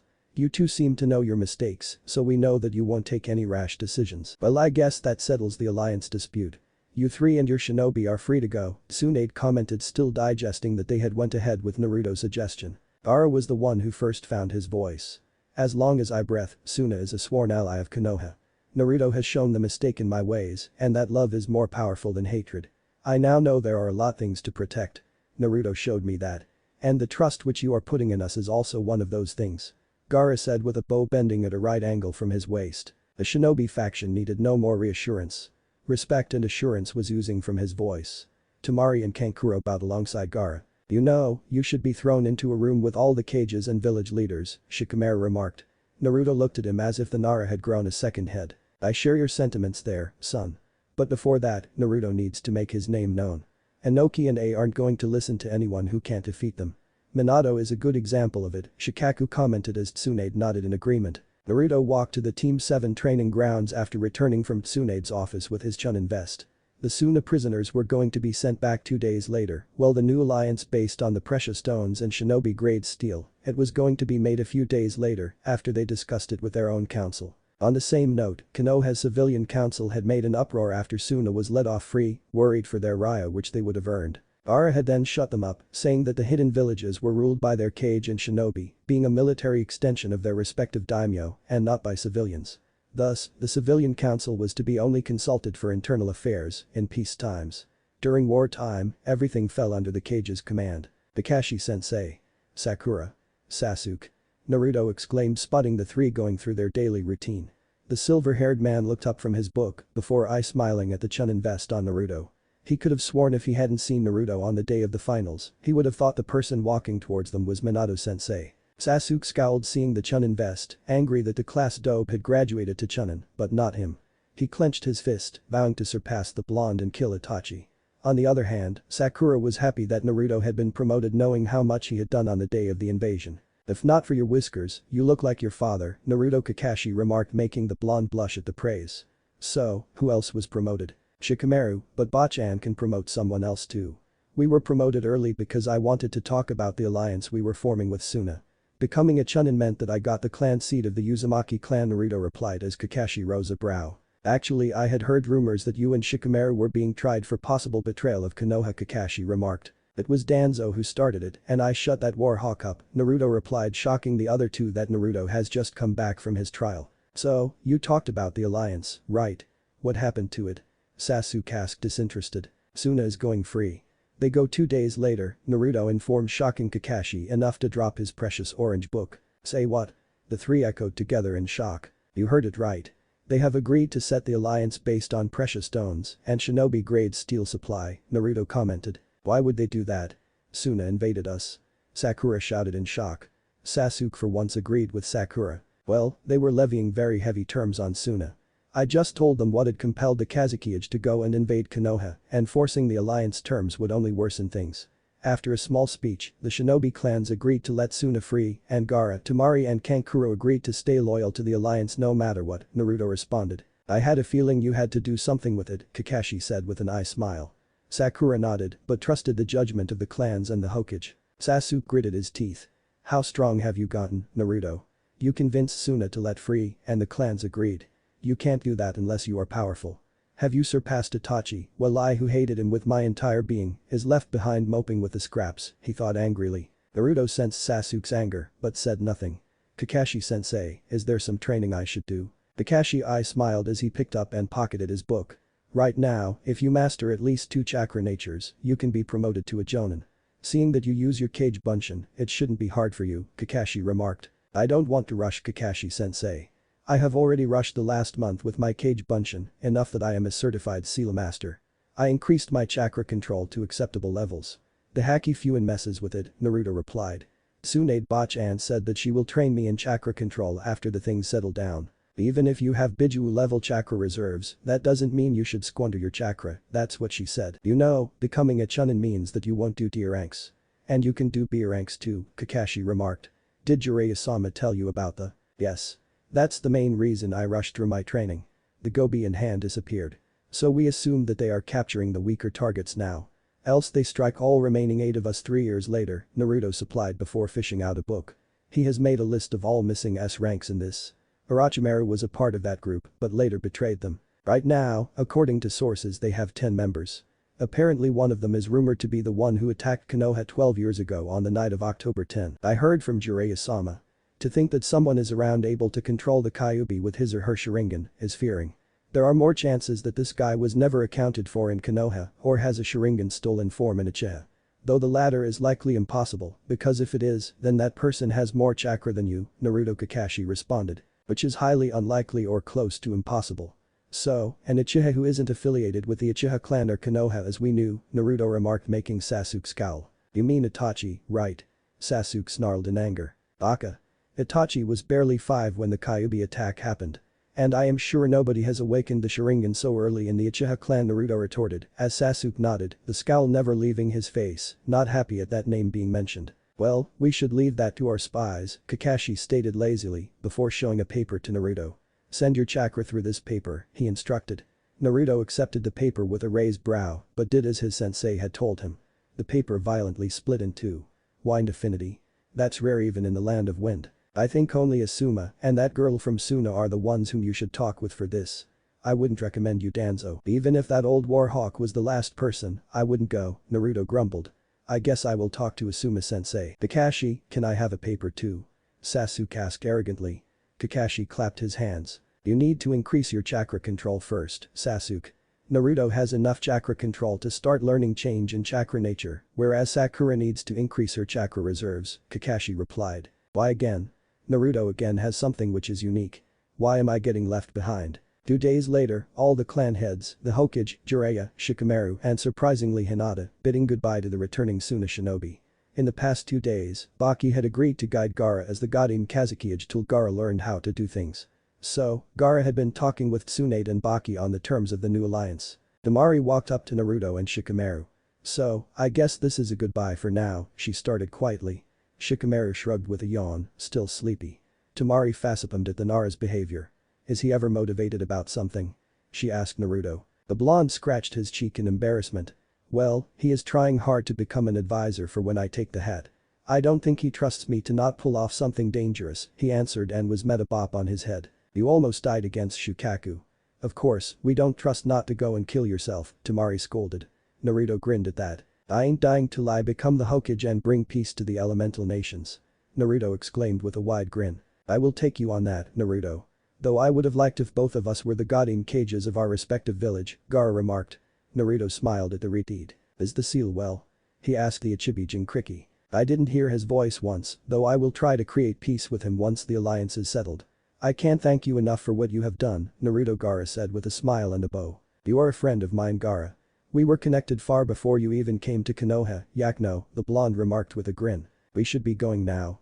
We got a message that Suna is in a bit of chaos since all major candidates for the Kazekage position were captured. And we will take your warning about Akatsuki seriously.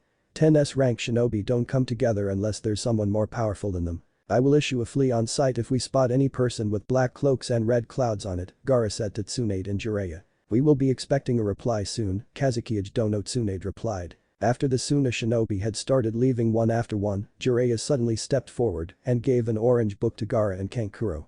Everybody who recognized the book paled in shock. Tsunade guessed that the pervert hadn't given it to Temari, seeing her fiery nature. Kankuro had looked at the book, skeptically eyed the book, deciding to read it later. Gaara on the other hand, had already opened the book in curiosity. Naruto paled whiter than a sheet. Iro Sennin. What are you doing? Gaara. Close. Naruto stopped as Gaara raised his hand and closed the book. Kankuro, give me your book, Gaara ordered with a smile. The boy fearfully gave, realizing Gaara was angry. Sand burial, in an instant, the books were crumpled beyond recognition, shocking Jiraiya.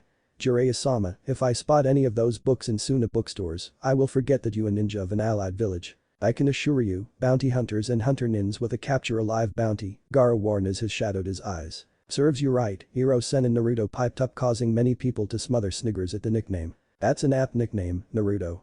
Though, I would prefer if you don't call him that, Gaara remarked. I call him Iro Sennin when his goofs around perving at hot springs, Naruto replied, making Temari glared at the white-haired Sannin. Gaara smiled a little. Till we meet again, Naruto, he said before turning to Kankuro. The said boy got the hint. I can't thank you enough, Naruto. You brought the three of us back together after all that shit we went through, Kankuro said with a small bow. It's nothing, Kankuro, Naruto remarked before smirking. Though I would prefer if you wouldn't wear a cat suit, he added, making the boy look up and scowl. It's a battle suit, not a cat suit, Kankuro snarked, making everybody laugh. Well, that was a reliever, Temari said suddenly. Before we go, Temari trailed off, glancing at Naruto. The blonde craned his head sideways in confusion, Kankuro and Gaara to not realizing what Temari meant. Before the blonde could comprehend, Temari had come up to him and kissed him on the cheek before she ran away, hiding her own red face. Naruto froze in shock, his cheeks reddening. Shikamaru's eyes flew open while Kankuro gaped at the scene.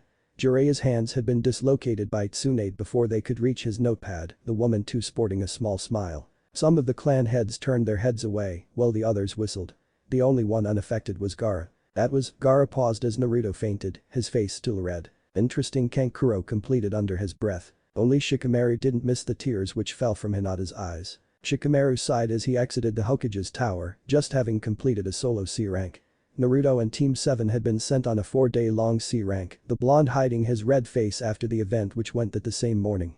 He shook his head before making his way towards where Team 8 trained. He needed to have a conversation before something terrible happened. Shikamaru sighed, seeing Hinata's lifeless eyes, Kiba, Shino and Kurenai eyeing her in worry. Kiba's nose found Shikamaru first, greeting him with a feral grin. Shino and Kurenai trailed Kiba line of sight to find a dead serious Shikamaru. Something's the problem? Kurenai asked with a frown. Shikamaru glanced at Hinata, was all the telling that the trio needed. Something happened between her and Naruto. Shikamaru started, causing Kurenai to scowl. I am going to have a talk with that brat. What did he do, Hinata? Kurenai asked with a scowl. Shikamaru shook his head. You must have known Naruto and Temari came quite close in the 2 days before the finals. Just before the Suna shinobi left, Temari boldly kissed on Naruto's cheek, causing him to faint. Shikamaru relayed the events, causing Kiba to give a whistle. And Hinata saw that, Kurenai guessed, making Shikamaru nod. I just wanted to talk to Hinata before some terrible decisions could be made, Shikamaru informed. She has the dead look in her eyes since she came. And she isn't talking to us, Kiba informed. Shikamaru closed his eyes, thinking of some way to break through Hinata's shell. I have seen that Hinata is quite nervous around Hiashi-san. Why? Nara asked with a frown. You know Hinata's gentle nature, right? Kurenai asked as the trio nodded. You can say that she hates fighting. The last time I had met Hiashi, he had said that Hinata was a disappointment and how her younger sister by 5 years defeated her for the title of the clan heir, and there was Neji. Though he has been good to Hinata lately, Kurenai informed. I don't need to say why I support Temari and Naruto, he said, glancing between Kiba and Kurenai. The only one among us who can understand Naruto the best is Sans siblings, because of Naruto's you-know-what. Kurenai and Kiba nodded behind the logic. When I scoured the previous records around something which Naruto slipped on the day of the invasion, only those 3 have an idea of what Naruto has dealt with. 2 murder attempts before he turned a month old, 1 on his 4th and 5th birthdays, 1 on the night of genin graduation, Shikamaru informed, shocking the trio. You should understand why, Kurenai-sensei. Kiba. I have a way to make Hinata realize that why she shouldn't do anything between Temari and Naruto by herself. Just don't come in between, because she needs this. I trust you, just don't break her more, Kurenai warned as Shikamaru nodded stiffly before walking over to Hinata. The 3 watched from behind a bush where Hinata had been training by herself. Hinata, I wanted to talk about this morning, Shikamaru started softly, making the girl turn around. About what? Asked Shikamaru-san. Hinata asked, knowing that the boy had been present during the event. I know you admire Naruto, in fact you love him, Shikamaru started as Hinata blushed at that. I will tell you simply. Give up on him. Behind the bushes, Kiba instantly grabbed Kurenai's arm before she could attack Shikamaru. Let me go. Kiba, Kurenai hissed in a dangerously low voice. Kiba shook his head. Let him be. Shikamaru know what he is doing, Kurenai-sensei, Kiba stated firmly.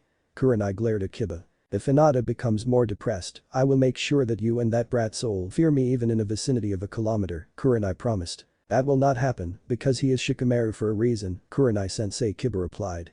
Kurenai just grunted. Hinata's brain seemed to not catch up with what Shikamaru just said.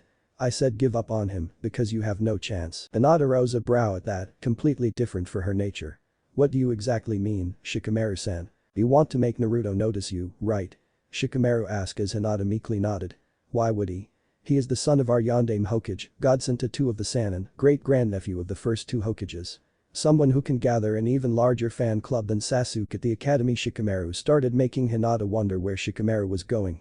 On the other hand, why would he look at you? You are someone whose own father thinks as of a disappointment, her own younger sister surpasses you when she is 5 years younger, and are mostly going to be cast into the branch house. Even if you somehow catch Naruto's eye, what do you have? Your gentle nature and your beauty. Nothing else. Am I wrong? Hinata looked down as tears fell in her lap. And no, she whispered sadly. But what ssh should I do? I'll love him, Hinata confessed. Shikamaru snorted. On what basis? He just saved you once. Shikamaru asked coldly, causing Hinata to flinch. Or his never giving up nature. He asked in the same tone. Have you ever thought why Naruto has been hated by the whole village until the finals? Had a very bad habit of playing PR pranks. Hinata asked as sobs still racked her body. Stay in that delusion, Hinata. If you would have really loved him, you would have known that there was an attempt on Naruto's life. Twice. Before he was even a month old, Shikamaru said in an annoyed tone. Hinata gasped loudly at that. Now, can a barely month-old baby pull off pranks? And no, if you would have loved him, you would have been there when there was another attempt on the night of our genin graduation, he said coldly. This came as another shock to Hinata. Let me put it in blunt words. You don't deserve him. Hinata sulked before looking up. Okay, as you say, maybe I don't deserve him, Hinata said calmly without stuttering. That put Shikamaru as well as the trio in the bushes on edge. Then what gives Temari the right to deserve him? She shouted in anger. She and Naruto met for the first time just before the Chunin exams. Naruto was missing for a whole month, then they spent 2 days together, and she deserves him. Why? She asked as she grabbed Shikamaru's Chunin vest. Shikamaru removed Hinata's hands from his vest gently. The only one who knew where Naruto was during the month of absence was her. She could have reported to Sandaime-sama or told her own father and Orochimaru about his location. They would have happily killed Naruto because he could spell major problems against Gaara. But she didn't. You know why? Shikamaru asked as Hinata shook her head in denial. She noticed the look in Naruto's eyes. Yesterday she mentioned it. It was same before Gaara went to how he was when the exams started. She said that Naruto looked like someone who could lose his sanity any moment. Even though she had just met, she didn't want someone innocent to lose their sanity like her brother. She said she saw that spark of hope lit up in his eyes when Jiraiya-sama came. Where were you during this? If you followed him sometimes, you should have seen that. I know that if it weren't for Temari not reporting this, Konoha would be in shambles now, all of us in afterlife. The trio behind the bushes gasped at the revelation. Hinata wasn't sure what to say. Shikamaru looked at the Hokage monument with a sigh. I have no right to say about this because I too once abandoned Naruto as a kid so that I wouldn't be isolated by my peers. I was ashamed when he happily came up to me and said that he understood how it felt to be alone and that it was fine to leave him alone by himself. The one who understand Naruto among us the most are Temari, Gaara and Kankuro. We don't have an inkling of a feeling of what Naruto has suffered, but those three know exactly how he feels just by the look in his eyes, Shikamaru said softly. Hinata didn't know why Shikamaru said that Temari understood more about Naruto than anyone else. You said you wanted to abolish the caged bird seal in your clan, right? You wanted to unite the two branches of the clan. Temari had said something good when the invasion had just broke out. If you want to force your ideals, you need to have strength. Naruto has enough strength to make the entire council convinced to let Suna off for free. Can you say that you are powerful enough to bring change to your clan? He asked as Hinata shook her head sadly. You and Hanabi are very close, right? Hinata nodded again. Your father and uncle were once the same too. Two-chan said that when they were your age, they both wanted to abolish the caged bird seal. Hinata looked at Shikamaru in shock. She hadn't known that. And you know where that got them. If you want to abolish the seal, you need to defeat the clan council and they won't listen to someone as weak as you. Maybe after Hanabi becomes the clan head, you can be cast aside by her. Who knows? You are close now. Konoha and Suna were allies too. Suna jumped the chance with Orochimaru. What's to say that Hanabi won't jump such a chance in the future? Shikamaru asked. I mean you're even a disappointment to her by then if she does that. You have nobody then. Tell me, this is going to happen if you stay like this. Or you may just be used as an alliance broker between Hyuga and some other clan. So, are you going to stay moping like this behind a childhood crush or you are going to help Neji and abolish the caged bird seal? The whole time Hinata listened to Shikamaru quietly. But nobody insulted her sister. Shikamaru smirked sensing killing intent from Hinata. He dodged a wild Jaiken strike from her by stepping sideways. I don't care what you say about me. But don't you dare insult Hanabi. She shouted in anger before attacking Shikamaru again in fury. The Nara kept dodging all the wild strikes from the Hyuga girl, often redirecting the strike which he couldn't dodge. He dodged another set of strikes before gripping Hinata's arm and twisting it behind her back. I caused the girl to fall on her knees. Wildly attacking isn't going to help you. Go home and clear your head. Then tell me tomorrow what is important to you, a simple petty childhood crush and stay weak or the happiness of your clan which has looked after you since you can remember and become strong. Shikamaru asked coldly before releasing Hinata and walking away. For me, my father's approval and Hanabi and Neji's safety are more important. Nothing comes before that, Hinata shouted at the retreating figure before realizing what Shikamaru was doing. You said all that purposely, didn't you? She asked without a stutter. Shikamaru turned back with a smile. You can become strong only when you have something to protect. Naruto's words. Go home. Neji's waiting for you with a special surprise. And tell your idiotic father to believe in you. Naruto's troublesome audacity is rubbing off me. I can tell you this. You can surpass even Neji, both Neji and I believe this. I better tell this to your cousin before he kills me for making you cry. Neji Nai-san is on this, Hinata wondered out in shock. I will go home. Thank you, Shikamaru-san. Shikamaru waved his hand before disappearing in the direction of Nara clan compound. That brat planned all this, didn't he? Kurenai asked Kiba. The Inyazuka boy snorted. That guy has a plan Z for a plan A, Kiba replied amusedly.